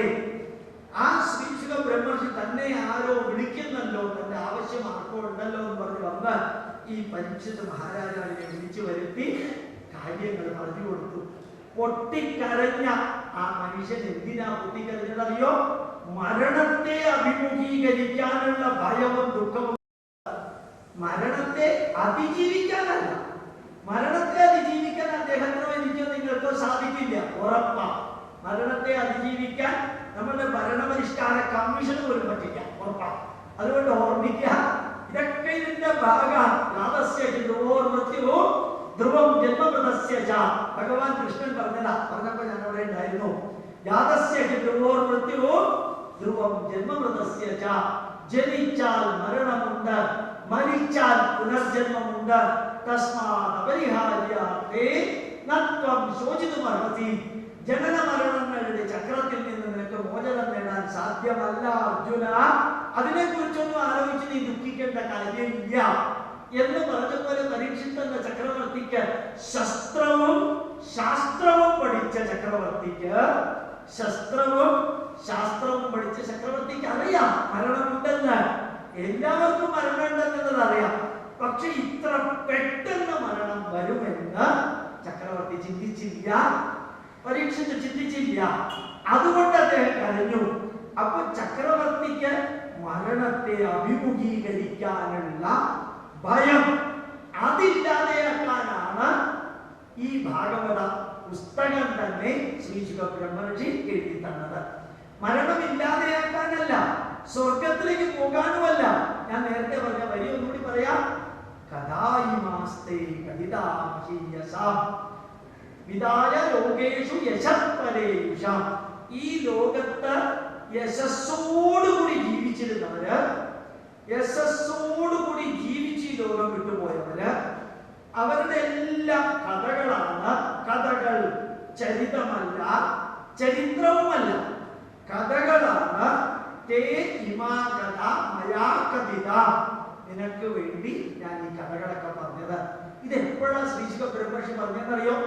ഭാഗവതം മുഴുവനും കേട്ട് കഴിഞ്ഞ് പെട്ടെന്ന് ഗതകാല സ്മരണകൾ തലച്ചോറിലേക്ക് അങ്ങ് പ്രവഹിച്ചു വന്നു. എന്താ ഗതകാല സ്മരണകൾ? 7 ദിവസവും തീർന്നു. ഈ 7 ദിവസവും ഭാഗവതം കേട്ടുകൊണ്ടിരുന്നപ്പോ ഒന്നും അറിഞ്ഞില്ല. ഇനി ഏതാനും മണിക്കൂറുകളെ ഉള്ളൂ. അപ്പൊ ചിന്തിച്ചത് ഇനിയും ജീവിക്കണമെന്നായിരുന്നില്ല.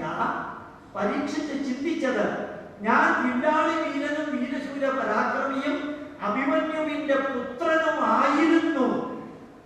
ആ എനിക്ക് ഈ ശ്രീശുക ബ്രഹ്മർഷി ഇത്രയും അധ്യായങ്ങളിലൂടെ പറഞ്ഞ വീരശൂര പരാക്രമികളെ പോലെ ജീവിച്ച് കാണിച്ചു കൊടുക്കാൻ ഇനി അവസരമില്ലല്ലോ എന്ന് ചിന്തിച്ചിട്ടാണ് അറിഞ്ഞത്.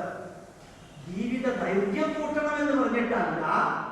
ഞാൻ ഇത്രയും 7 ദിവസം കേട്ട വളരെ ഉജ്ജ്വലരായ വ്യക്തിത്വങ്ങൾക്ക് തുല്യമായിട്ട് ഇനി ജീവിച്ച് കാണിച്ചു കൊടുക്കാൻ എനിക്ക് സമയമില്ല. എന്റെ അന്ത്യശ്വാസം അടുത്തിരിക്കുന്നു എന്ന് പറഞ്ഞാണ് പൊട്ടിക്കരഞ്ഞത്. ആ പൊട്ടിക്കരഞ്ഞപ്പോ ശ്രീശുക ബ്രഹ്മർഷി പരീക്ഷത്തിന് പറഞ്ഞു കൊടുത്തതാണ്, ഇമാ കഥ മഹീയസാം തേ മയാ കഥിതം. ഈ കഥകളൊക്കെ ഞാൻ നിന്നോട് പറഞ്ഞു തന്നത് 2 കാര്യത്തിന് വേണ്ടിയാണ്. പരീക്ഷിത് മഹാരാജാവേ, വിജ്ഞാന വൈരാഗ്യ വിവക്ഷയാ വിഭോ. ഭാഗവതത്തെ മൊത്തത്തില് അരച്ച് കലക്കി ഒരു ഗുളികയാക്കിയാൽ അതിൽ 2 വാക്കുകളേ ഉള്ളൂ. ഭാഗവതത്തെ അരച്ച് കലക്കി ഒരു സിംഗിൾ ഗുളികയാക്കിയാൽ, സിംഗിൾ ടാബ്ലറ്റ് ആക്കിയാൽ ആ ടാബ്ലറ്റിന്റെ പകുതി വിജ്ഞാനം, ടാബ്ലറ്റിന്റെ മറ്റേ പകുതി വൈരാഗ്യം. വൈരാഗ്യം എന്ന് പറഞ്ഞാൽ മലയാളികൾ പറയുന്ന വൈരാഗ്യമല്ല. വിജ്ഞാനം എന്ന് പറഞ്ഞാൽ സയന്റിഫിക് ടെമ്പർ, ശാസ്ത്രബോധം, സയന്റിഫിക് ടെമ്പർ. വൈരാഗ്യം ബോണ്ടേജ് ഇല്ലാത്ത അവസ്ഥ. തെറ്റായിട്ട് പല സ്വാമിമാരും പറയും അറ്റാച്ച്മെന്റ് പാടില്ല, അറ്റാച്ച്മെന്റ് ഇല്ലാതെയാകണം. അത് 100% തെറ്റാണ്. അറ്റാച്ച്മെന്റ് വേണം, ബന്ധം വേണം. ഇന്ന് ബന്ധമില്ലെങ്കിൽ ഇത്രയും ആൾക്കാർ നിങ്ങൾ വരില്ല ഇവിടേക്ക്. ബന്ധമില്ലെങ്കിൽ നാളെ ഇവിടെ ഭാഗവതം വായിക്കുന്നത് കേൾക്കാൻ ആൾക്കാർ വരില്ല. അപ്പുറത്ത് ജഹണ്ണക്കാര് സാമ്പാർ ഉണ്ടാക്കുന്നെങ്കിൽ ഈ ഭാരവാഹികളോടുള്ള ബന്ധമാണ് ഭക്ഷണം പെർഫെക്റ്റ് ആകണമെന്ന് അവരെ കൊണ്ട് ചെയ്യിക്കുന്നത്.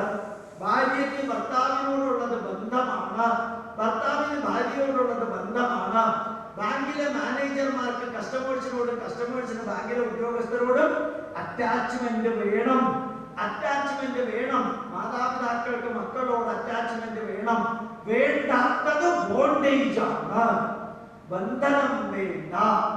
ശരിക്കും വളരെ വളരെ ഭംഗിയായിട്ട് തന്നെ കൃഷ്ണൻ ഭഗവത്ഗീതയിലൊക്കെ യജ്ഞാത്ത കർമ്മണോന്യത്ര ലോകോയം കർമ്മബന്ധനഃ തദർത്ഥം കർമ്മകൗന്ദേയാ മുക്തസംഗസ്സമാചര. അർജുന, നീ ഏത് പ്രവൃത്തി ചെയ്യുമ്പോഴും, അർജുന നീ ഏത് പ്രവൃത്തി ചെയ്യുമ്പോഴും സമർപ്പണ ഭാവത്തോടു കൂടി ചെയ്യൂ. കൊടുക്കുന്നതിനെ കുറിച്ച് ചിന്തിക്കൂ, കിട്ടുന്നതിനെ കുറിച്ചോ എടുക്കുന്നതിനെ കുറിച്ചോ ചിന്തിക്കാതെ കൊടുക്കുന്നതിനെ കുറിച്ച് ചിന്തിക്കൂ. അപ്പൊ നിനക്ക് ബന്ധനം ഉണ്ടാവില്ല. യജ്ഞഭാവത്തില്, സമർപ്പണ ഭാവത്തില് യജ്ഞാർത്ഥ കർമ്മണോന്യത്ര കർമ്മണഃ അന്യത്ര. യജ്ഞഭാവത്തിൽ, സമർപ്പണ ഭാവത്തിൽ അല്ലാതെ മറ്റേത് രീതിയിൽ നമ്മൾ ഏത് പ്രവൃത്തി ചെയ്താലും ലോകോയം കർമ്മബന്ധനഃ അയം ലോകഃ കർമ്മബന്ധനഃ. ഈ ജനത ബോണ്ടേജിൽ അകപ്പെടും. അതുകൊണ്ട് ഏത് കർമ്മം വിജ്ഞാത കർമ്മണോന്യത്ര ലോകോയം കർമ്മബന്ധനഃ തദർത്ഥം കർമ്മകൗന്ദേയ മുക്തസംഗസ്സമാചര. ബന്ധനമില്ലാതെ പ്രവർത്തിച്ചു നോക്കൂ, ബന്ധനമില്ലാതെ പ്രവർത്തിച്ചു നോക്കൂ.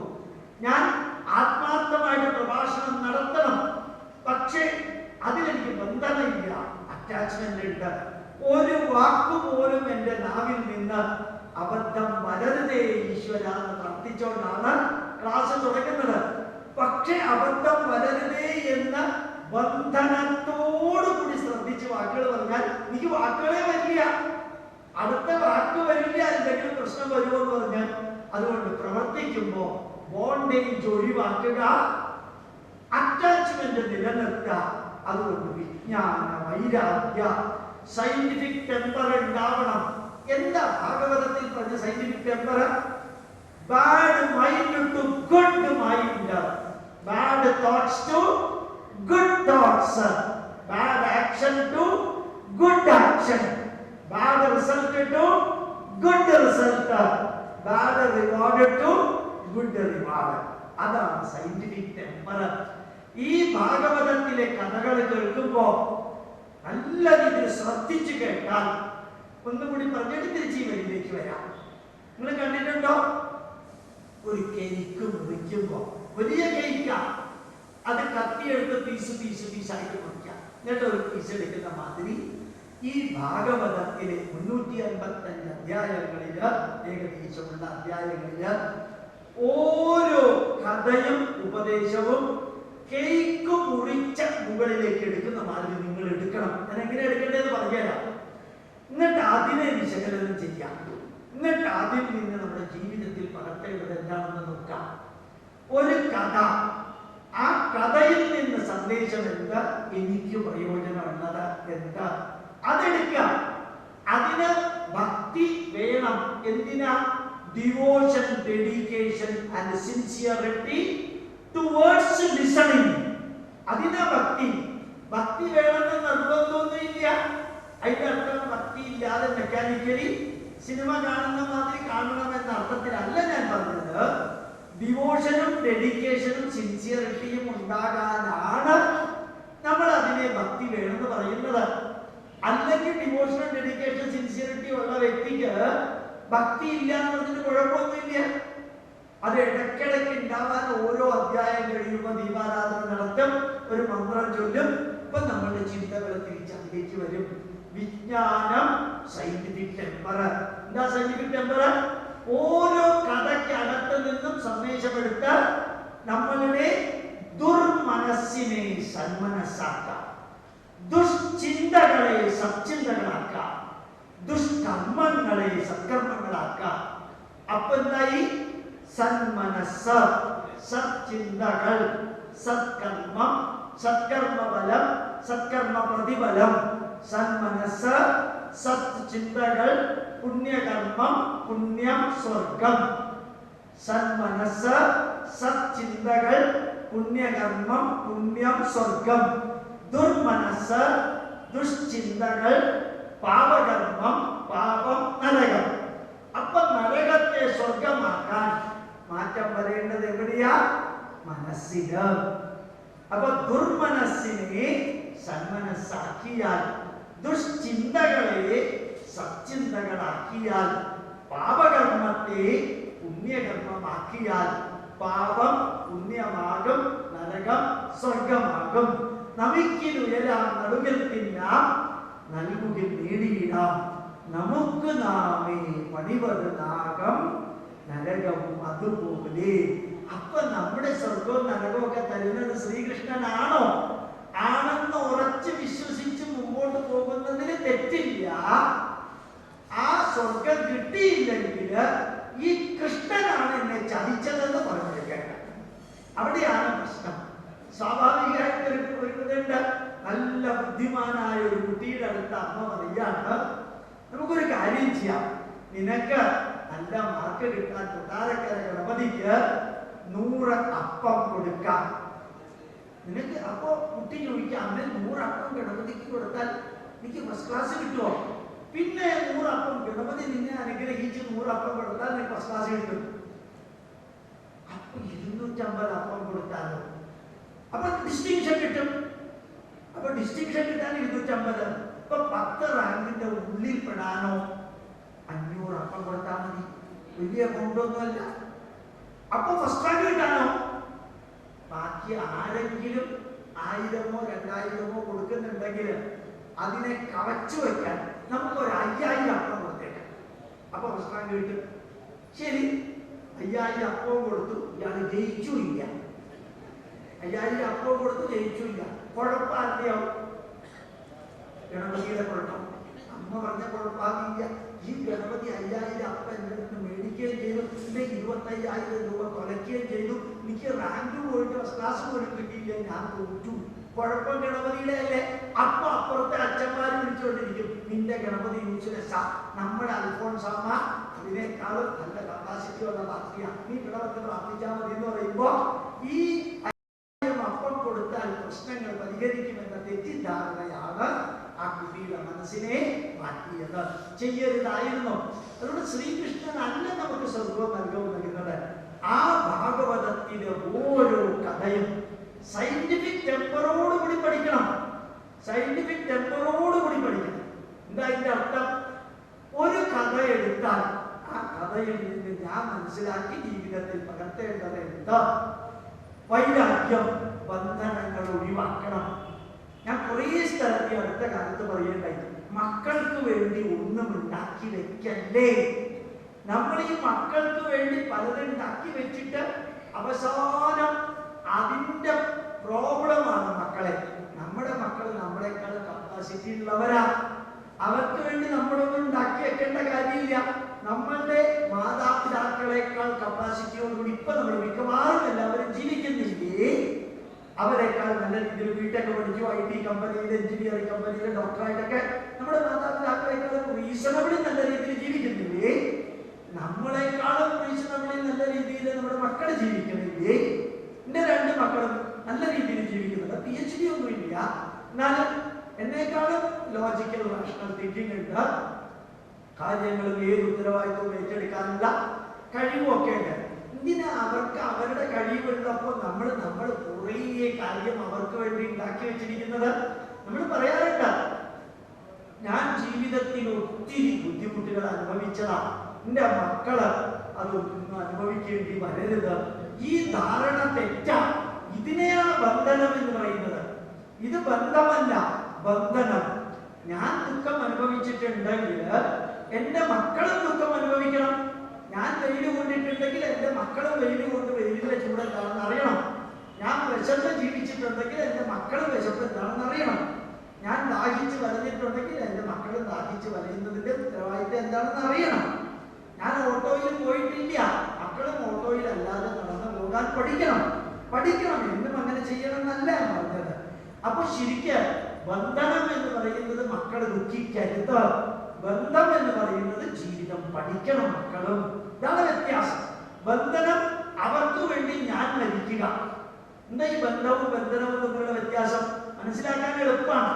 നിങ്ങൾ ഫ്ലൈറ്റിൽ പോയിട്ടുള്ളവരുണ്ടെങ്കിൽ അറിയാം, വിമാനത്തിനകത്ത് കയറിയാൽ ആ എയർ ഹോസ്റ്റസും അതിന്റെ സൂപ്രണ്ടും ഒക്കെ കൂടി ഗുഡ് മോർണിംഗ് എന്നൊക്കെ പറഞ്ഞ് നിങ്ങളെ തൊഴിലകത്ത് കൊണ്ടുപോയിട്ടിരുത്തും. നിങ്ങളുടെ ബാഗൊക്കെ അകത്തേക്ക് വെക്കും. ഒരു വല്ല അസല് ചിരിയോ ഉണ്ടാക്കി, പോളിനോസോ കോൾഗേറ്റോ ചിരിയോ ഉണ്ടാകും. അതെല്ലാം കഴിഞ്ഞ് നിങ്ങൾക്ക് എന്തൊക്കെ വേണോ നിങ്ങൾ പോകുമ്പോൾ ഭക്ഷണമൊക്കെ തരുമ്പോൾ താങ്ക് യു. നിങ്ങൾ എച്ചി പാത്രം കൊടുക്കുമ്പോഴും അമ്മച്ചി നിങ്ങളോട് താങ്ക് യു പറയും. നിങ്ങൾ അങ്ങോട്ടല്ല താങ്ക് യു പറയുന്നേ. എല്ലാം കഴിഞ്ഞ് നിങ്ങൾക്ക് ഇടയ്ക്ക് വെള്ളം വേണമെന്ന് പറയാം, അവർ ജ്യൂസ് വേണമെന്ന് ചോദിക്കും, അത് കൊണ്ടുവന്ന് തരും.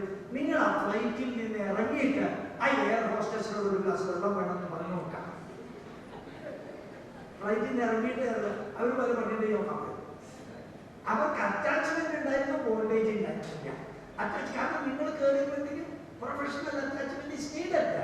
നിങ്ങൾ എന്ത് ചോദിച്ചാലും കൊടുക്കാം. നിങ്ങൾ കംപ്ലൈന്റ് പറയാത്ത വിധത്തിൽ ആ ഫ്ലൈറ്റിനെ കുറിച്ച് നല്ലത് പറയുന്ന രീതിയിൽ അവർ പെരുമാറി. നിങ്ങൾ അതിൽ നിന്ന് ഇറങ്ങിക്കഴിഞ്ഞാൽ പിന്നെ അവർ നിങ്ങളുമായിട്ട് യാതൊരു ബന്ധമില്ല. നിങ്ങളെ കണ്ട അവർ ചിരിക്കുക പോലും ഇല്ല. ഇനി അഥവാ ചിരിച്ചാൽ അതിന്റെ പുറകിൽ ഒരു പാലയുണ്ട്. അപ്പൊ ഓർമ്മിക്കുക, അത് അറ്റാച്ച്മെന്റ് ആണ്. ബോണ്ടേജ് എന്ന് പറയുന്നത് ബന്ധനം. നമ്മൾ എന്തെങ്കിലും കൊടുത്തില്ലെങ്കിൽ ഞാനിപ്പോ ആത്മഹത്യ ചെയ്യും, ഞാൻ ഇനി ജീവിച്ചിരിക്കില്ല, ഇതൊക്കെയാണ് നെഗറ്റീവ് റിസൾട്ട് ഓഫ് ബോണ്ടേജ്. അപ്പൊ വിജ്ഞാന വൈരാഗ്യ വിവക്ഷയാ വിഭോ വചോ വിഭൂതി എന്നത് പരമാർത്ഥം. ഈ പറഞ്ഞതൊക്കെ പരമാർത്ഥമാണെന്ന് പരീക്ഷിത്ത് മഹാരാജാവേ നിങ്ങൾ ധരിക്കേണ്ട ആവശ്യമില്ല. ആരാ പറഞ്ഞത്?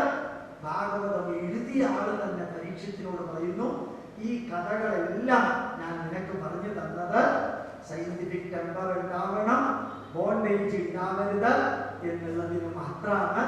ഒരു കാരണവശാലും ആ വിവരിച്ചതൊക്കെ പച്ച പരമാർത്ഥ ചരിത്രമാണ് എന്ന് ധരിക്കേണ്ടതില്ല.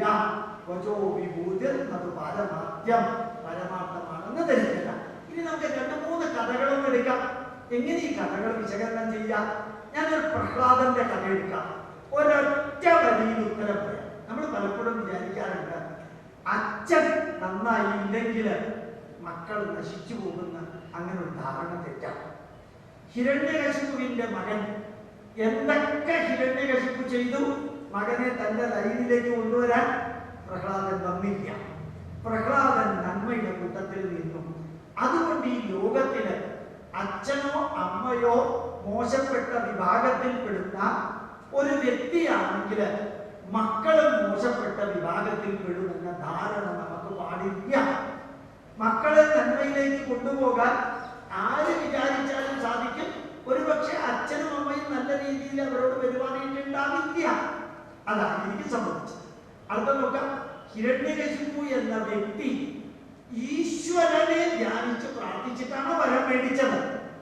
അപ്പൊ ഈശ്വരനെ സാക്ഷാത്കരിക്കാൻ കപ്പാസിറ്റി ഉള്ള വ്യക്തികൾ അവർക്ക് ലഭിക്കുന്ന വരങ്ങളും അനുഗ്രഹങ്ങളും ഈശ്വരനിൽ നിന്നാണ് ലഭിച്ചതെങ്കിൽ പോലും നല്ല രീതിയിൽ ഉപയോഗിക്കണമെന്ന് നിർബന്ധമില്ല. ഇപ്പൊ ഈശ്വര സാക്ഷാത്കാരം കിട്ടിയ ഒരു വ്യക്തി മഹാനാകണം, മഹാനായിരിക്കും, നല്ലവനായിരിക്കും എന്നൊന്നും ധരിക്കല്ലേ. അവർക്ക് ദൈവദർശനം കിട്ടിയിട്ടുണ്ടെങ്കിലും അവർ തിന്മയിലാകാം. മൂന്നാമത്തേതെന്താ? എന്നെ അകത്ത് വെച്ച് കൊല്ലരുത്, പുറത്ത് വെച്ച് കൊല്ലരുത്. ആകാശത്തിൽ വെച്ച് പാടില്ല, ഭൂമിയിൽ വെച്ച് പാടില്ല, പകലും പാടില്ല, രാത്രിയും പാടില്ല. മനുഷ്യനും എന്നെ കൊല്ലരുത്, മൃഗങ്ങളും കൊല്ലരുത്, ദൈവവും കൊല്ലരുത്. ഇതൊരു വിചിത്രമായിട്ടുള്ള വരമാണ്. പക്ഷെ വിചിത്രമായിട്ടുള്ള വരത്തിനകത്ത് നിക്കും നിങ്ങൾക്കും മനസ്സിലാക്കാൻ സാധിക്കുന്ന ഒരു കാര്യമാണ്. എത്രയോ വിമാനങ്ങൾ തലങ്ങും വിലങ്ങും മാറിക്കൊണ്ടിരുന്ന കിങ്ഫിഷറിന്റെ ഉടമസ്ഥന്റെ ഇന്നത്തെ അവസ്ഥയില്ല. അത് മനസ്സിലായി? എത്രയോ വിമാനങ്ങൾ ഇവിടെ 3-4 ലോറിയുള്ള പാർട്ടി കോളർ ഇങ്ങനെ മടക്കി വെച്ച് നടക്കുന്നില്ല. ലോറിയുള്ള പാർട്ടി ഇത് ഇന്ത്യക്ക് അകത്തും പുറത്തും 1 രൂപ ടിക്കറ്റിന് ജനങ്ങളെ കൊണ്ടുപോയ പാർട്ടിയാണ് മല്ലയ്യ. ഇപ്പൊ അദ്ദേഹത്തിനെ അറസ്റ്റ് ചെയ്യാണ് അല്ലേ? അപ്പോ വലിയവനാണ്, നല്ലവനാണ്, പ്രഗത്ഭനാണ് എന്ന് പറഞ്ഞിട്ടൊന്നും കാര്യമില്ല. ബീഹാർ അടക്കി വാണരുളിയ വ്യക്തിയാണ് ലാലു പ്രസാദ് യാദവ്. ഇപ്പൊ എവിടെയുണ്ട്? ശശികലയുടെ വലത്തെ കൈയായിരുന്നു, ജയലളിതയുടെ വലത്തെ കൈയായിരുന്നു ശശികല. ഇപ്പൊ എവിടെയുണ്ട്? വെറുതെ ചിന്തിച്ചു. ആണാം തമ്പുരാന്റെ മോഹൻലാൽ പറഞ്ഞ മാതിരി ചുമ്മാ ഒന്ന് ചിന്തിച്ചു നോക്കാം. മാളിക മുകളിൽ ഏറിയ മന്നന്റെ തോളിൽ മാറാപ്പ് കേറ്റുന്നതും ഭവാൻ. ഈശ്വരനെ സാക്ഷാത്കരിച്ച് തനിക്ക് മരണമില്ലാത്ത അവസ്ഥ ഉണ്ടാക്കാൻ വേണ്ടി സകല മരണത്തെ ഇല്ലാതെയാക്കുന്ന സകല വഴികളും വരമായിട്ട് വാങ്ങിച്ച വ്യക്തിയുടെ അന്ത്യം എങ്ങനെയായിരുന്നു? ഒസാമ ബിൻ ലാദനെ പോലെ ആയിരുന്നില്ല. ഒസാമ ബിൻ ലാദൻ കേട്ടിട്ടുണ്ടോ? ഇന്ത്യക്കാരനല്ലാത്ത സ്ഥിതിക്ക് നിങ്ങൾ കേട്ടിട്ടുണ്ടോ? അപ്പൊ ഓർമ്മിക്കാം, ഒസാമ ബിൻ ലാദനെ പോലെ ഒരു മരണമായിരുന്നു. ശരിക്കും ഹിരണ്യകശിപുവിന് എന്തായിരുന്നു? തൂണ് വളർന്ന് ഒരു നരസിംഹം കുത്തിവെക്കാം. നിങ്ങൾക്ക് ചിന്തിക്കാൻ പറ്റും ഒരു തൂണിനകത്ത് ഒരു ഈശ്വര ചൈതന്യം വരുന്നതായിട്ട്? കഥാരൂപത്തിൽ പറഞ്ഞിരിക്കുന്നതാ. ഞാൻ അറിഞ്ഞോണ്ട് പറയാം. ഒസാമ ബിൻ ലാദനെ വധിക്കാൻ അമേരിക്ക പ്ലാൻ ചെയ്തത് ഞങ്ങൾക്ക് MBAക്ക് പഠിക്കാനുണ്ടായിരുന്നു. ഒസാമ ബിൻ ലാദൻ ന്യൂയോർക്കിലെ 2 ടവർ തെറിപ്പിച്ചതും പ്രിസൈസ് ആയിട്ട് ഒസാമ ബിൻ ലാദന്റെ ഗ്രൂപ്പ് ചെയ്തതും MBAക്ക് പഠിക്കാനുണ്ട്. 3 ശബ്ദമില്ലാത്ത ഹെലികോപ്റ്റർ വീടിന്റെ കോൺക്രീറ്റ് തുരന്ന് ഹുക്കിട്ടിട്ടാണ് യഥാർത്ഥത്തിൽ ഒസാമയെ എടുത്ത് കടലിൽ കൊണ്ടുപോയി മുക്കി. എവിടെയാ മുക്കിയെന്ന് പോലും പറഞ്ഞില്ല. പറഞ്ഞാൽ അവിടെ ഒരു പള്ളി ഉണ്ടാവും അയാളുടെ പേരില്, കടലില്. അതുകൊണ്ട് അതുപോലും പറഞ്ഞില്ല. ഒന്ന് നേരെ നരസിംഹാവതാരത്തെ കുറിച്ച് എടുത്തു നോക്കാം. തന്നെ രാവും പകലും അകത്തും പുറത്തും ചുവട്ടിലും ആകാശത്തിലും ഇരുന്ന് കൊല്ലരുതെന്ന് വരം മേടിച്ച വ്യക്തിക്ക് മരണം എങ്ങനെയാ കിട്ടിയത്? ഈ നരസിംഹമൂർത്തിയുടെ തൊടയിൽ വെച്ചിട്ടാണ്. ആയുധമെടുത്തില്ല, നഖം ഉപയോഗിച്ചിട്ടാണ്. പകലും രാത്രിയല്ല, സന്ധ്യയ്ക്കാണ്. അകത്തും പുറത്തുമല്ല, മറപ്പടിയിലാണ്. എന്തിനാ ഞാനിത് പറഞ്ഞതെന്നറിയാമോ? നമ്മൾ പലതും ചെയ്യുമ്പോഴും അധികാരത്തിന്റെ തിമർപ്പില് നമ്മൾ പലതൊക്കെ ആണെന്ന് ധരിക്കും. അന്ത്യത്തില് ഞാൻ കുറച്ചു പേരുടെ പേര് കുറച്ച് മുൻപോട്ട് പറഞ്ഞു, ഇതേപോലെ നമ്മൾ ട്രാപ്പിലാകും. അപ്പൊ നമ്മൾക്ക് അതീതമായിട്ടൊരു ശക്തി ഉണ്ടെന്നറിഞ്ഞ് പരിധിക്കപ്പുറം എക്സൈറ്റഡ് ആകാതെ ശാന്തമായിട്ട് നില മറന്ന് ജീവിക്കാതെ എവിടെ നിൽക്കുന്നു എന്നറിഞ്ഞ് ജീവിക്കാൻ ഈ നരസിംഹാവതാരം എന്ന കഥ നമ്മളെ പഠിപ്പിക്കുന്നു. ഹിരണ്യകശിപുവിന്റെ കഥ നമ്മളെ പഠിപ്പിക്കുന്നു. അതിന് നരസിംഹമൂർത്തി വന്നോ, നരസിംഹറാവു വന്നോ, തൂണ് പൊട്ടിച്ചോ, ഹിരണ്യകശിപു ഉണ്ടായിരുന്നോ, ഇതൊന്നും ഇവിടെ ഇമ്പോർട്ടന്റ് അല്ല. ഞാനാണ് സർവാധിപതി എന്ന് പറഞ്ഞ് ഉറഞ്ഞു തുള്ളി നടന്നവർക്കൊക്കെ, അത് സദ്ദാം ഹുസൈൻ ആണെങ്കിലും വീരപ്പനാണെങ്കിലും ഫൂലൻ ദേവി ആണെങ്കിലും ഗദ്ദാഫി ആണെങ്കിലും പോൾ പോർട്ട് ആണെങ്കിലും ശരി, ആരംഭമുള്ള എല്ലാത്തിനും അവസാനമുണ്ട്. ആരംഭമുള്ള എല്ലാത്തിനും അവസാനമുണ്ട് എന്നുള്ളത് നമ്മളെ പഠിപ്പിക്കുന്നതാണ് നരസിംഹാവതാരം. അതിനെ നമ്മൾ കലക്കി അത് ചുക്ക് കാപ്പി ഉണ്ടാക്കി കൊടുക്കുന്ന ദിവസമാക്കി മാറ്റി. അതാണ് എനിക്ക് അത്ഭുതം. കുഴപ്പമാണെന്ന് പറഞ്ഞതല്ല. നിങ്ങൾ ചുക്ക് കാപ്പിയോ പാനകമോ കുരുമുളക് രസായനമോ എന്ത് വേണമെങ്കിലും കൊടുത്തോളൂ. ഈ കഥയിൽ നിന്ന് മെസ്സേജ് എടുക്കാൻ മറക്കരുത്. ആ ഉറച്ചു നിന്ന മകൻ അച്ഛന്റെ സ്ഥാനത്ത് പിന്നീട് രാജാവായി മാറി പ്രഹ്ലാദൻ. എല്ലാ സൗശീല്യവും ചേർന്ന ഒരു മകൻ രാഷ്ട്രത്തിന്റെ നന്മയ്ക്ക് വേണ്ടി പ്രവർത്തിച്ചു. അപ്പൊ പ്രഹ്ലാദന്റെ നന്മകള്, അച്ഛന്റെ തിന്മകള്, അച്ഛൻ ചെയ്ത പ്രവൃത്തികള്, ആ ഹിരണ്യകശിപുവിന്റെ അന്ത്യം, അത് ഭാഗവതത്തിൽ നിന്ന് അടർത്തിയെടുത്ത് എന്റെ ജീവിതവുമായിട്ടൊന്ന് ബന്ധപ്പെടുത്തി നോക്കാം. നമ്മുടെ ജീവിതവുമായിട്ടൊന്ന് ബന്ധപ്പെടുത്തി നോക്കാം. ധ്രുവന്റെ കഥ നോക്കാം.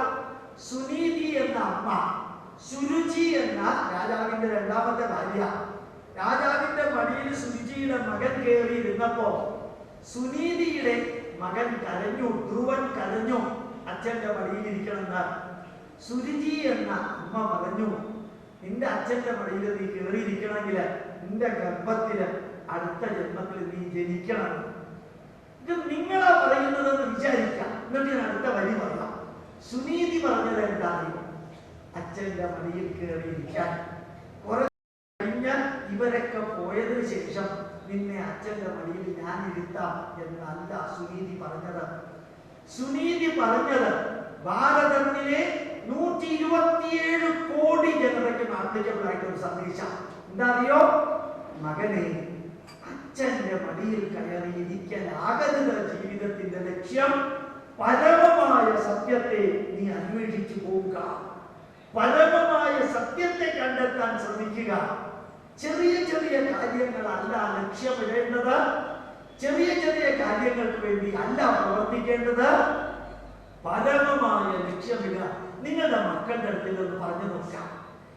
ചെറിയ ചെറിയ കാര്യങ്ങൾക്കല്ല.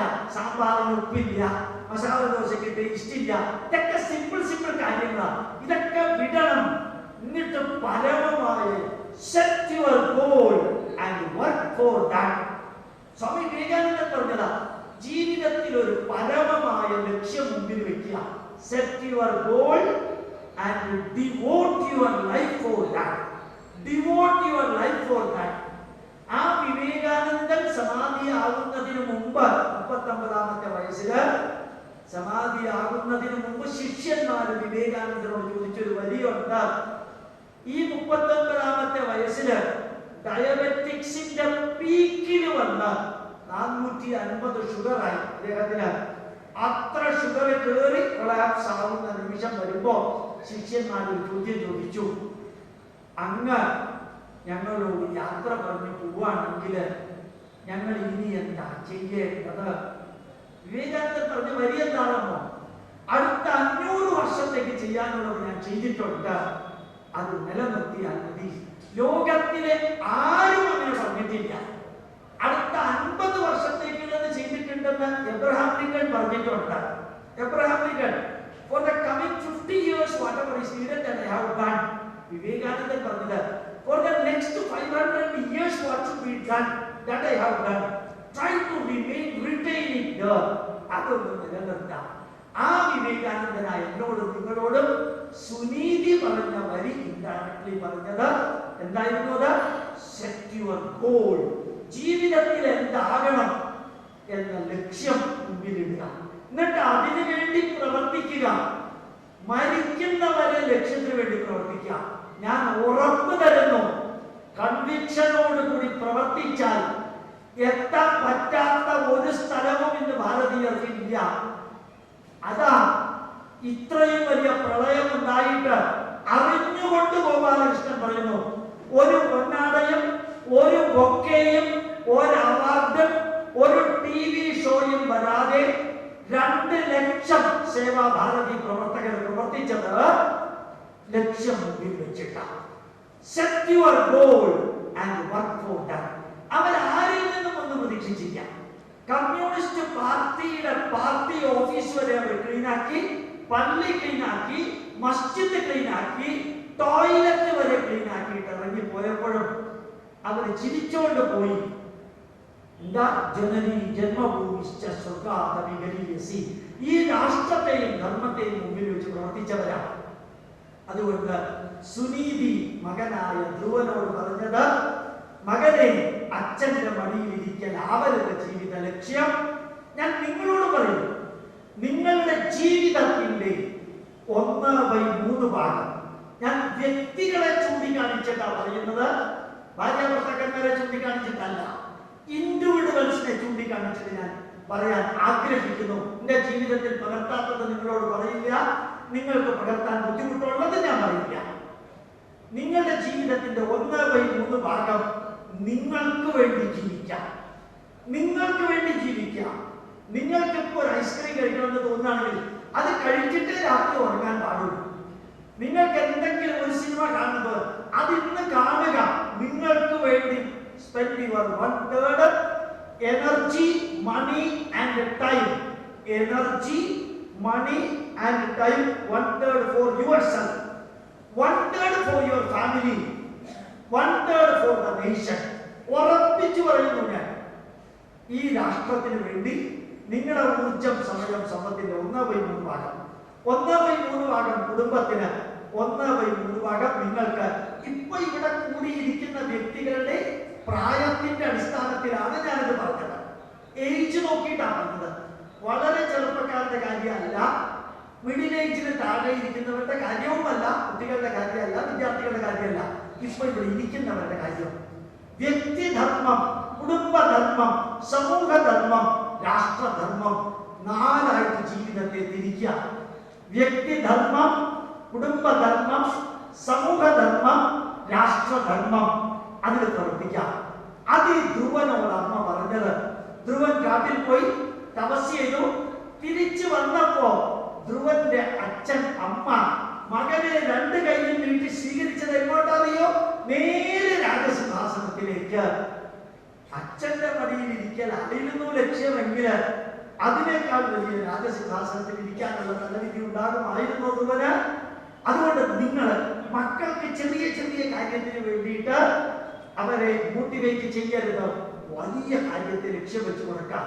ഒരു ചായക്കടക്കാരന് ഇന്ത്യൻ പ്രധാനമന്ത്രി ആകാമെങ്കിൽ, ഒരു മുക്കുവന് ഇന്ത്യൻ പ്രസിഡന്റ് ആകാമെങ്കിൽ 189 രൂപ കൊടുത്ത് ഒരു ഉപകരണം ഉണ്ടാക്കി CV രാമന് നോബൽ സമ്മാനം വാങ്ങിക്കാമെങ്കിൽ, ഒരു വയൽവാരം കുടിലിൽ ജനിച്ച നാരായണന് നാരായണ ഗുരുദേവന്റെ ലെവലിലേക്ക് എത്താമെങ്കിൽ, അറിഞ്ഞുകൊണ്ട് മാധവാചാര്യർക്ക് down to earth up to the sky പോകാമെങ്കിൽ, എനിക്കും നിങ്ങൾക്കും ഒക്കെ ഈ ലോകത്തില് അവസരങ്ങൾ ഒന്ന് തന്നെയാ. ഫ്രം സീറോ ടു ഹീറോ ആവാൻ സാധിക്കും. അങ്ങനെ ആവാൻ വേണ്ടി പ്രവർത്തിക്കണ്ട. അങ്ങനെ പ്രവർത്തിച്ചാൽ ആയിക്കൊള്ളും.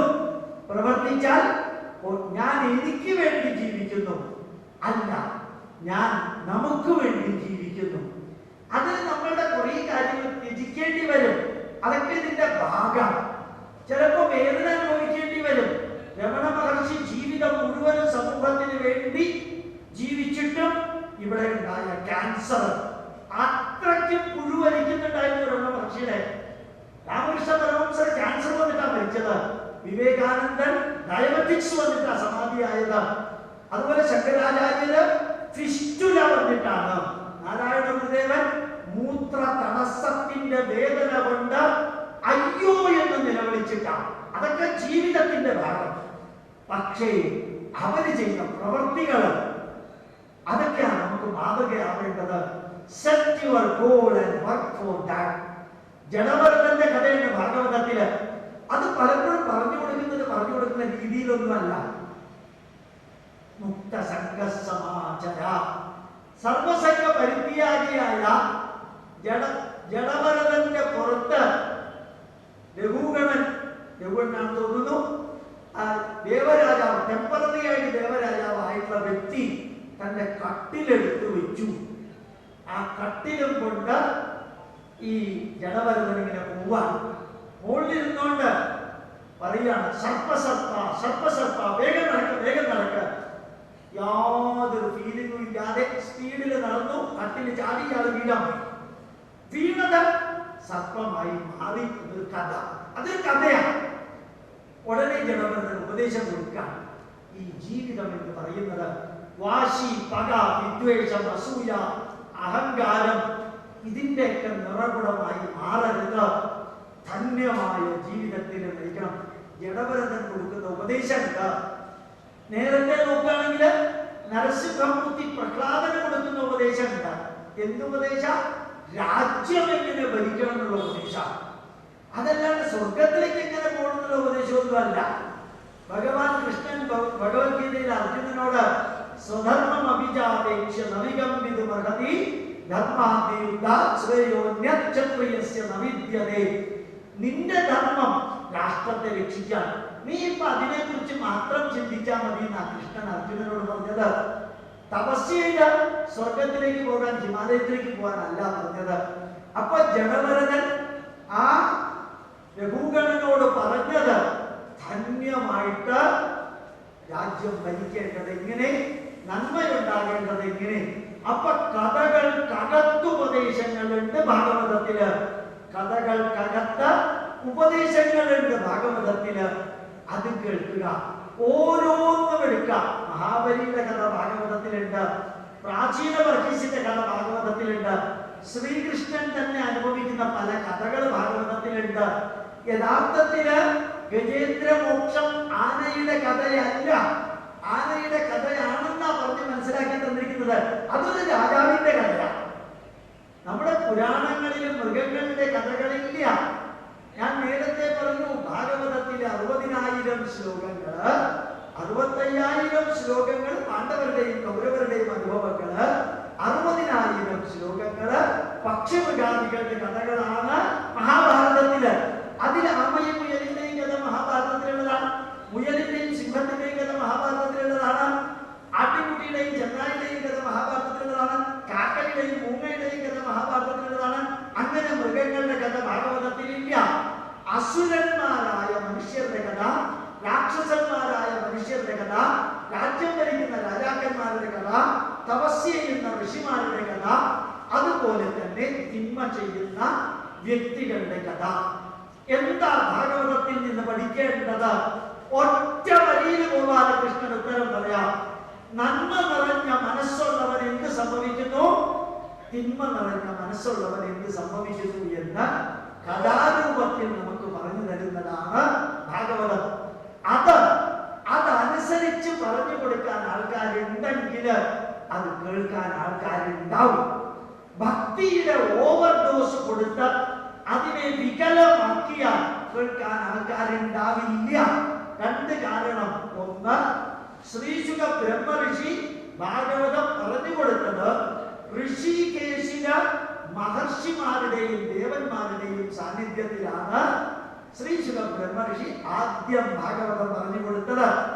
ഇന്ന് ഭാഗവതം പറഞ്ഞു കൊടുക്കുന്നത് BSc, BA, MSc, MA, PhD തുടങ്ങിയ 21ാം നൂറ്റാണ്ടിൽ ജീവിക്കുന്ന ജനങ്ങളുടെ മുമ്പിലാണ്, ഋഷിമാരുടെയും ദേവന്മാരുടെയും മുമ്പിലല്ല ഇന്ന് ഭാഗവതം പറഞ്ഞു കൊടുക്കുന്നത്. അതുകൊണ്ട് പറഞ്ഞു കൊടുക്കുന്ന വ്യക്തികൾ, മുമ്പിലുള്ള വ്യക്തികളുടെ വേവ്ലെങ്ത്തിൽ വേണം പറഞ്ഞു കൊടുക്കാൻ, അവരുടെ വേവ്ലെങ്ത്തിൽ വേണം പറഞ്ഞു കൊടുക്കാൻ. ഒരു വരി കൂടി പറയാം, മനസ്സിലാവുന്നുണ്ടോ നോക്കുക. ചൂട് എവിടെ നിന്ന് എങ്ങോട്ടാ പോവുക? ഉയർന്ന ചൂടുള്ള പാത്രത്തിൽ നിന്ന് താഴ്ന്ന ചൂടിലേക്കാണ് ചൂട് പോവുക. Higher temperature the heat will flow to low temperature. വെള്ളം എങ്ങനെയാ? ഉയർന്ന ലെവലിൽ നിന്ന് വെള്ളം താഴ്ന്ന ലെവലിലേക്കാണ് വരിക. ഇലക്ട്രിസിറ്റി എങ്ങനെയാ? ഹയർ വോൾട്ടിൽ നിന്ന് ലോവർ വോൾട്ടിലേക്കാണ് ഇലക്ട്രിസിറ്റി ഫ്ലോ ചെയ്യുക. അതേപോലെ അറിവ് ഫ്ലോ ചെയ്യുന്നത് ഹയർ നോളജ് ഉള്ള വ്യക്തിയിൽ നിന്ന് ലോവർ നോളജ് ഉള്ള വ്യക്തിയിലേക്കാണ്. നോളജ് ഫ്ലോ ചെയ്യുന്നത് ഹയർ നോളജ് ഉള്ള വ്യക്തിയിൽ നിന്ന് ലോവർ നോളജ് ഉള്ള വ്യക്തിയിലേക്കാണ്. ഉയർന്ന ജ്ഞാനികളിൽ നിന്ന് താഴ്ന്ന ജ്ഞാനികളിലേക്കാണ് അറിവ് ഫ്ലോ ചെയ്യേണ്ടത്. പലപ്പോഴും ഭാഗവതം വായിക്കുന്നവരെക്കാൾ അറിവ് കൂടുതലുള്ളവരാണ് മുമ്പിലിരിക്കുന്നത്. അറിവ് കൂടുതൽ, അതാണ് കേരളത്തിൽ പറ്റിക്കൊണ്ടിരിക്കുന്ന ഒരു നെഗറ്റീവ്. മറ്റു മണ്ഡലങ്ങളിൽ പരാജയപ്പെട്ടവര് രാമായണം വായിക്കാനും ഭാഗവതം വായിക്കാനും വരും. അവർക്കിനി ആരെങ്കിലൊക്കെ കേൾക്കാനുണ്ടാവണമെന്ന് വലിയ നിർബന്ധമൊന്നുമില്ല. പിന്നെ സംഘടിപ്പിക്കുന്ന ആർക്കും ഒരു പ്രത്യേകതയുണ്ട്. എങ്ങനെ ഉണ്ടായിരുന്നു 7 ദിവസത്തെ ഭാഗവത സപ്താഹം? 18 പറ അരി ആസാറെ വെച്ച്. ഭാഗവതത്തിന്റെ വിജയം അരിയുടെ അളവിൽ അളക്കുന്നത് നമ്മൾ ഇപ്പോഴാണ്. ഞാൻ തെറ്റാണെന്ന് പറഞ്ഞതല്ല, വിമർശിച്ചതല്ല. ഞാൻ എന്താ ഇത് പറയാൻ കാരണം അറിയും? ഈ ഭാഗവതം വായിക്കുന്ന വ്യക്തികൾ വരുമ്പോ തന്നെ കേൾക്കുന്നവരിൽ കുറച്ചു പേരെങ്കിലും പറയണം, ഞങ്ങള് അക്കാഡമിക്കലി വളരെ ക്വാളിഫൈഡ് ആൾക്കാരാണ് കേൾക്കാൻ വന്നിരിക്കുന്നത്. അവരുടെ ജീവിത പ്രശ്നങ്ങൾ അതുമായിട്ട് ബന്ധപ്പെട്ട രീതിയിൽ ഞാൻ നേരത്തെ പറഞ്ഞു, അസതോമ സത്യമയ തമസോമ ജ്യോതിർഗമയ മൃത്യോർമ അമൃതമയ. അവരുടെ മനസ്സിനെ, അവരുടെ ശരീരത്തെ, അവരുടെ കുടുംബ ബന്ധത്തെ, അവരുടെ സാംസ്കാരിക മൂല്യങ്ങളെ, സമൂഹത്തിന്റെ വീക്ഷണത്തെ, രാഷ്ട്രത്തോടുള്ള പ്രതിബദ്ധതയെ തിന്മയിൽ നിന്ന് നന്മയിലേക്കും ഇരുട്ടിൽ നിന്ന് വെളിച്ചത്തിലേക്കും അശാന്തിയിൽ നിന്ന് ശാന്തിയിലേക്കും കൊണ്ടുപോകാൻ പാകത്തിനായിരിക്കണം ഭാഗവതം നിങ്ങൾ വായിക്കേണ്ടത് എന്നൊന്ന് പറഞ്ഞു നോക്കൂ. ഭാഗവതം വായിക്കുന്നവര് നല്ല ശ്രദ്ധയോടുകൂടി പറയും. കാരണം മുമ്പിലിരിക്കുന്നവർ ഉറക്കത്തൂങ്ങിക്കൊണ്ടിരിക്കുക, കുറെ പേര് വാച്ച് നോക്കിക്കൊണ്ടിരിക്കുക, കുറെ പേര് 12 ആയോന്ന് നോക്കിക്കൊണ്ടിരിക്കുമ്പോ വായിക്കുന്നവന് എന്ത് താല്പര്യ ഇതിലുണ്ടാവുക? അപ്പൊ വായിക്കുന്നവര്, കൊടുക്കുന്നവരും കെയർഫുൾ ആവണം, എടുക്കുന്നവര് കെയർഫുൾ ആവണം. എടുക്കുന്നവര് കെയർഫുൾ ആയാൽ കൊടുക്കുന്നവർക്ക് കെയർഫുൾ ആകാതിരിക്കാൻ പറ്റില്ല. അപ്പൊ നിങ്ങൾ അവരോട് സംസാരിക്കണം. ഞങ്ങൾക്കിത് വിജ്ഞാന വൈരാഗ്യ വിവക്ഷയാ വിഭോവജോ വിഭൂതിർന്നത് പരമാദ്യം. ആ ഭാഗവതത്തിലെ വരി അന്വർത്ഥമാകുന്ന വിധത്തിലാണ് ഞങ്ങൾക്ക് ഭാഗവതം പറഞ്ഞു തരേണ്ടത് എന്ന് ഈ ഭാഗത്തിലുള്ളവർ പറയുന്നതിനേക്കാളും എഫക്റ്റീവ് ഈ ഭാഗത്തിലുള്ളവർ പറയുക. ഉറപ്പാ.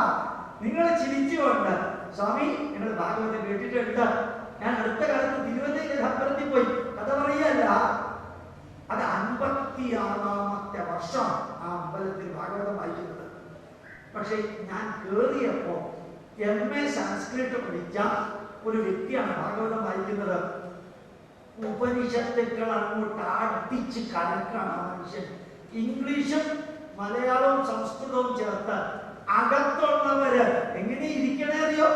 നിങ്ങൾക്ക് അതിന്റെ അർത്ഥം മനസ്സിലാവുമെന്ന് എനിക്ക് അറിഞ്ഞൂടാ. ഫ്ലവർ കാസ്റ്റഡ് എന്നൊരു ഇംഗ്ലീഷ് വാക്കുണ്ട്.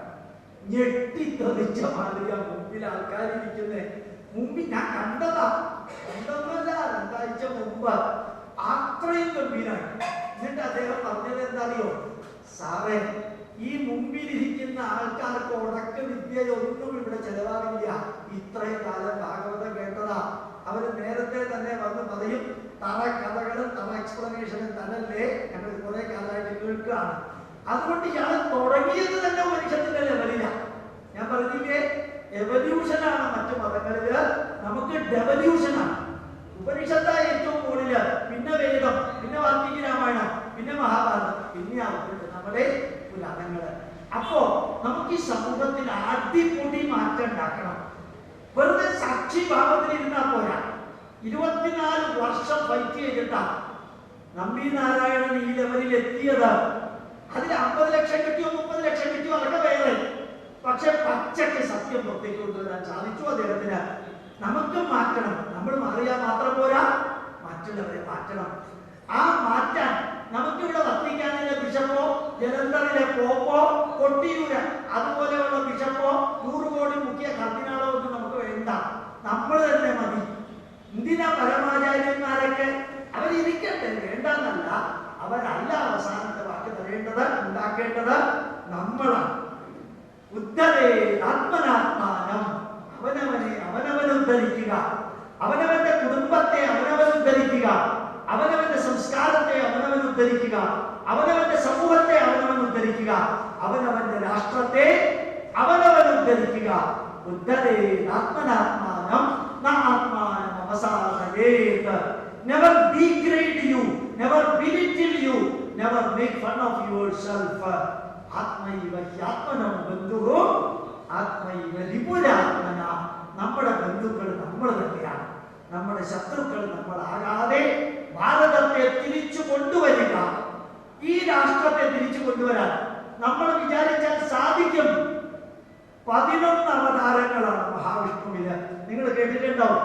മത്സ്യ, കൂർമ്മ, വരാഹശ്ച, നരസിംഹോദ, വാമന, പരശുരാമ, ശ്രീരാമ, ബലരാമ, ശ്രീകൃഷ്ണ, കൽക്കി, സോഷ്യൽ മീഡിയ. ഇത് ഏകാദശ. 11ാമത്തെ അവതാരം സോഷ്യൽ മീഡിയ. പരിത്രാണായ സാധൂനാം വിനാശായ ച ദുഷ്കൃതാം ധർമ്മ സംസ്ഥാപനാർത്ഥായ സോഷ്യൽ മീഡിയ. ഇത് ഏകാദശ. മനസ്സിലായോ? അതിൽ കത്തി കാണണം. സെക്രട്ടേറിയറ്റിന്റെ മുമ്പിൽ വന്നിട്ട് തോറ്റിട്ടില്ല തോറ്റിട്ടില്ല, ജയിച്ച ചരിത്രം കേട്ടിട്ടില്ല എന്ന് മുദ്രാവാക്യം വിളിച്ചാലൊന്നും നമ്മൾ മാറില്ല. മാറാൻ പച്ചയ്ക്ക് പറയണം, പച്ചയ്ക്ക് പ്രതികരിക്കണം. പഠിച്ച്, പഠിപ്പിച്ച്, പ്രചരിപ്പിച്ച്, പ്രവർത്തിച്ച് പ്രതികരിക്കണം. പഠിച്ച്, പഠിപ്പിച്ച്, പ്രചരിപ്പിച്ച്, പ്രവർത്തിച്ച് പ്രതികരിക്കണം. ജീവിതത്തിന്റെ അന്ത്യശ്വാസം വരെ ഈ രാഷ്ട്രത്തിനും ധർമ്മത്തിനും വേണ്ടി നമ്മൾ പ്രവർത്തിച്ചാൽ ഉറപ്പ് ലോകത്തിന് മറ്റാർക്കും ഈ ഭാരതത്തെ കീഴടക്കാൻ സാധ്യമല്ല. അജയ്യമായ ഒരു ശക്തിയായി ഭാരതം മാറിക്കൊണ്ടിരിക്കുന്നു. അതില് എന്റെ റോള് ഞാനും, നിങ്ങളുടെ റോള് നിങ്ങളും അഭിനയിക്കാൻ ഭാരത മാതാവും ഋഷീശ്വരന്മാരും ഈ പ്രപഞ്ചത്തിലെ സർവശക്തിയും അനുഗ്രഹിക്കട്ടെ എന്ന് പ്രാർത്ഥിച്ചുകൊണ്ട് ഞാൻ ഭാഗവതത്തെ കുറിച്ച് ഏതാണ്ട് എനിക്ക് തന്നിരിക്കുന്ന സമയം ഇത്രയാണ്. അതിനപ്പുറത്തേക്ക് പോകണ്ടെന്ന് അറിയിച്ചിട്ടുണ്ട്. ഏതായാലും വാക്കുകൾ കൊണ്ട് വിവരിക്കാൻ സാധിക്കുന്നതിൽ അപ്പുറത്തുള്ള സന്തോഷം എനിക്കുണ്ട്. എന്താ കാരണം അറിയോ? ഇന്ന് രാവിലെ അവിടെ ക്ലാസ് എടുത്തപ്പോഴും ഇവിടെ ക്ലാസ് എടുത്തപ്പോഴും ഒരൊറ്റ വ്യക്തി പോലും കൂട്ടുവായി ഒട്ടില്ല. ഒരാൾ കൂട്ടുവായി ഒട്ടില്ല. ഒരാൾ വാച്ച് നോക്കിയില്ല.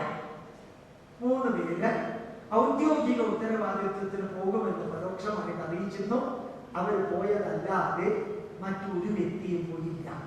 ഉറപ്പ് പറയുന്നു, ഗോപാലകൃഷ്ണൻ ക്ലാസ് എടുത്തത് കൊണ്ടല്ല നിങ്ങൾ ഇരുന്നത്. എന്റെ PhD ബയോകെമിസ്ട്രിയാണ്, ഡിലിറ്റ് സയൻസ് ഇൻ സംസ്കൃത. ഞാൻ ഒരു 1/2 മണിക്കൂർ ക്ലാസ് എടുക്കാം. നിങ്ങൾ എത്ര പേര് ഇരിക്കും? ഈ പ്രഭാഷണം കഴിഞ്ഞാൽ ഉടനെ അന്നദാനം പറഞ്ഞാൽ നിങ്ങൾ ഇരിക്കില്ല, എനിക്ക് ഉറപ്പാണ്. പിന്നെ എന്താ ഇപ്പൊ ഇരുന്നത്? ഈ വിഷയം നമ്മുടെ മനസ്സുമായിട്ട് ബന്ധപ്പെട്ടതായതുകൊണ്ടാണ് നിങ്ങൾ ഇരുന്നത്. ഈ മനസ്സുമായി ബന്ധപ്പെട്ട വിധത്തിൽ പറയാൻ ഇവിടെ ബന്ധ പ്രഭാഷകരോട് പറയണം. അവരിൽ മാറ്റം ഉണ്ടാക്കാൻ എളുപ്പം. കാരണം വാങ്ങിക്കുന്ന വ്യക്തികളുടെ ഇഷ്ടാനുസരിച്ചിട്ടല്ലേ കൊടുക്കുന്ന വ്യക്തികൾ കൊടുക്കുന്നത്. ഇപ്പോഴത്തെ പച്ചക്കറി കടയിൽ പോയിട്ട് നിങ്ങൾ എന്തെങ്കിലും വാങ്ങിച്ചാൽ അയാൾക്ക് ഇഷ്ടമുള്ളതാണോ അയാൾ തരുന്നത്? നിങ്ങൾക്ക് ഇഷ്ടമുള്ളതാണോ അയാൾ തരുന്നത്? നമുക്ക് ഇഷ്ടമുള്ളതല്ലേ അയാൾ തരുന്നത്? അത് തരണമെന്ന് പറയണം. അടിമുടി മാറ്റം ഉണ്ടാകും. കേരളം മാറുന്നു. എന്ത് ഗംഭീരമായിട്ട് മാറുന്നേ അറിയോ? ഈ അച്യുതാനന്ദൻ ഹരിശ്രീ ഗണപതയെ നമഃ എഴുതിച്ചു പറഞ്ഞ ഈ ഇതിനേക്കാളും വരുന്ന പിണറായി വിജയൻ സാർ ഹരിശ്രീ ഗണപതയെ നമഃ എഴുതിച്ചു. മാത്രമല്ല, കോടിയേരി ബാലകൃഷ്ണന്റെ മക്കള് അവിടെ ശബരിമലയിലേക്ക് നടന്നു വന്നു. ഇത് വ്യത്യാസമല്ലേ? നമ്മുടെ ജയരാജ് ഷർട്ടൂരിയിട്ട് മൃദംഗശൈലേശ്വരി ക്ഷേത്രത്തിൽ പോയി തൊഴുതിട്ട് വന്നു. KR ഗൗരിയമ്മ ചക്രത്തുകാരിൽ ചെന്നിട്ട് കാല് നീട്ടി കൊടുത്തു. 4 പൂജ നടത്താൻ അക്ഷരമാകുന്നത്. ഏതായാലും ഇവിടെ DYFIയുടെ മീറ്റിംഗ് ആലപ്പുഴയിൽ, പുന്നപ്പുറയിൽ വയലാറ് കത്തിച്ചൊലിക്കുന്ന ആലപ്പുഴയിൽ DYFIയുടെ മീറ്റിംഗ് നടത്തിയപ്പോ KR ഗൗരിയമ്മ ചെന്ന് പറഞ്ഞത്, ദാസ് ക്യാപിറ്റലും കമ്മ്യൂണിസ്റ്റ് മാനിഫെസ്റ്റോയും ഡയലക്ടിക്കൽ മെറ്റീരിയലും ഫിസിക്സും അല്ല മക്കളെ പഠിക്കേണ്ടത്, ഭാഗവതവും ഭഗവത്ഗീതയും പഠിക്കണം. കേരള ഡിവൈഎഫ്ഐയുടെ മീറ്റിംഗ് പറഞ്ഞു, ജീവനോടെ പുറത്തേക്ക് വരികയും ചെയ്തു. അറിയണം, അടിമുടി മാറുന്നുണ്ട്. 31 ദിവസവും നിങ്ങളെ MLA ജി സുധാകരൻ കർക്കിടക മാസത്തിൽ രാമായണം വായിച്ചിട്ടുണ്ട്. പപ്പടം ഞാൻ കാച്ചില്ല, അല്ല വിളക്ക് കത്തിക്കില്ല, എണ്ണ ഉണ്ടെങ്കിൽ ഞാൻ പപ്പടം കാച്ചെന്ന് പറഞ്ഞ പാർട്ടി രാമായണം വായിച്ചു.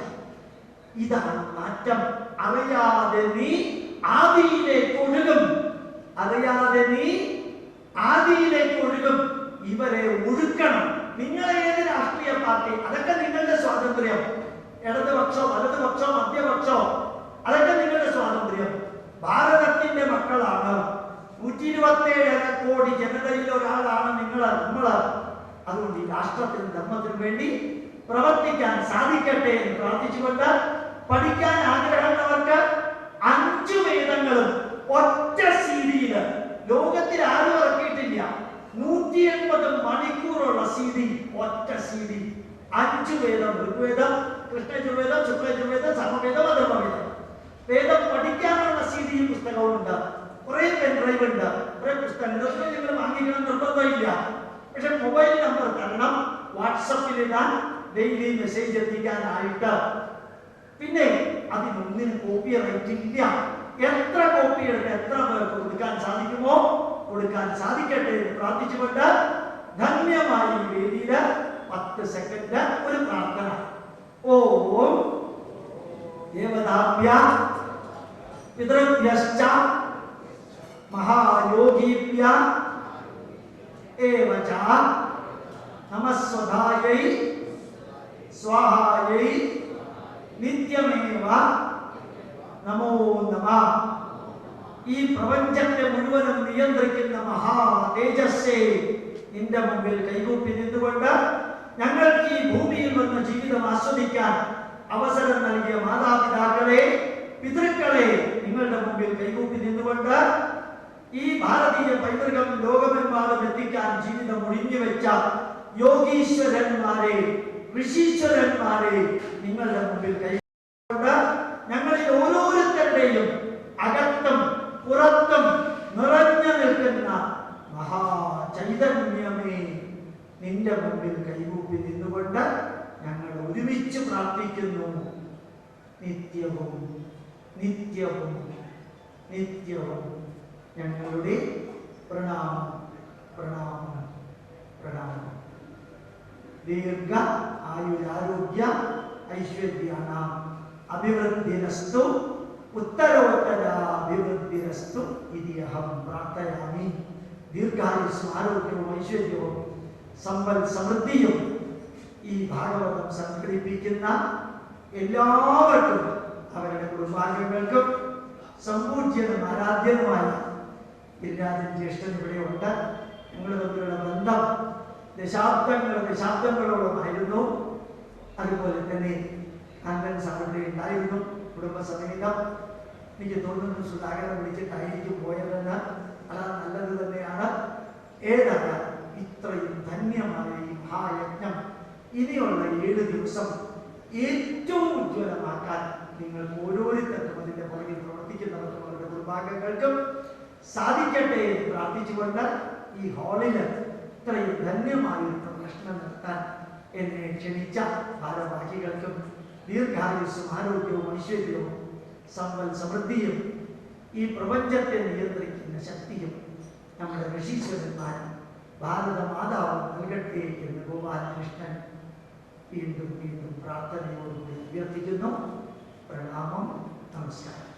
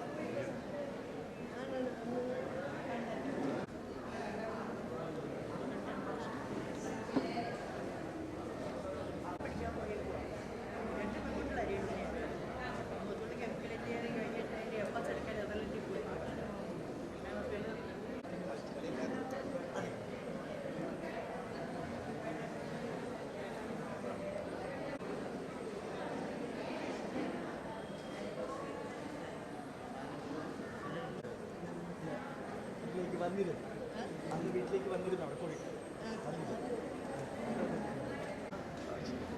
എന്താ പറയുക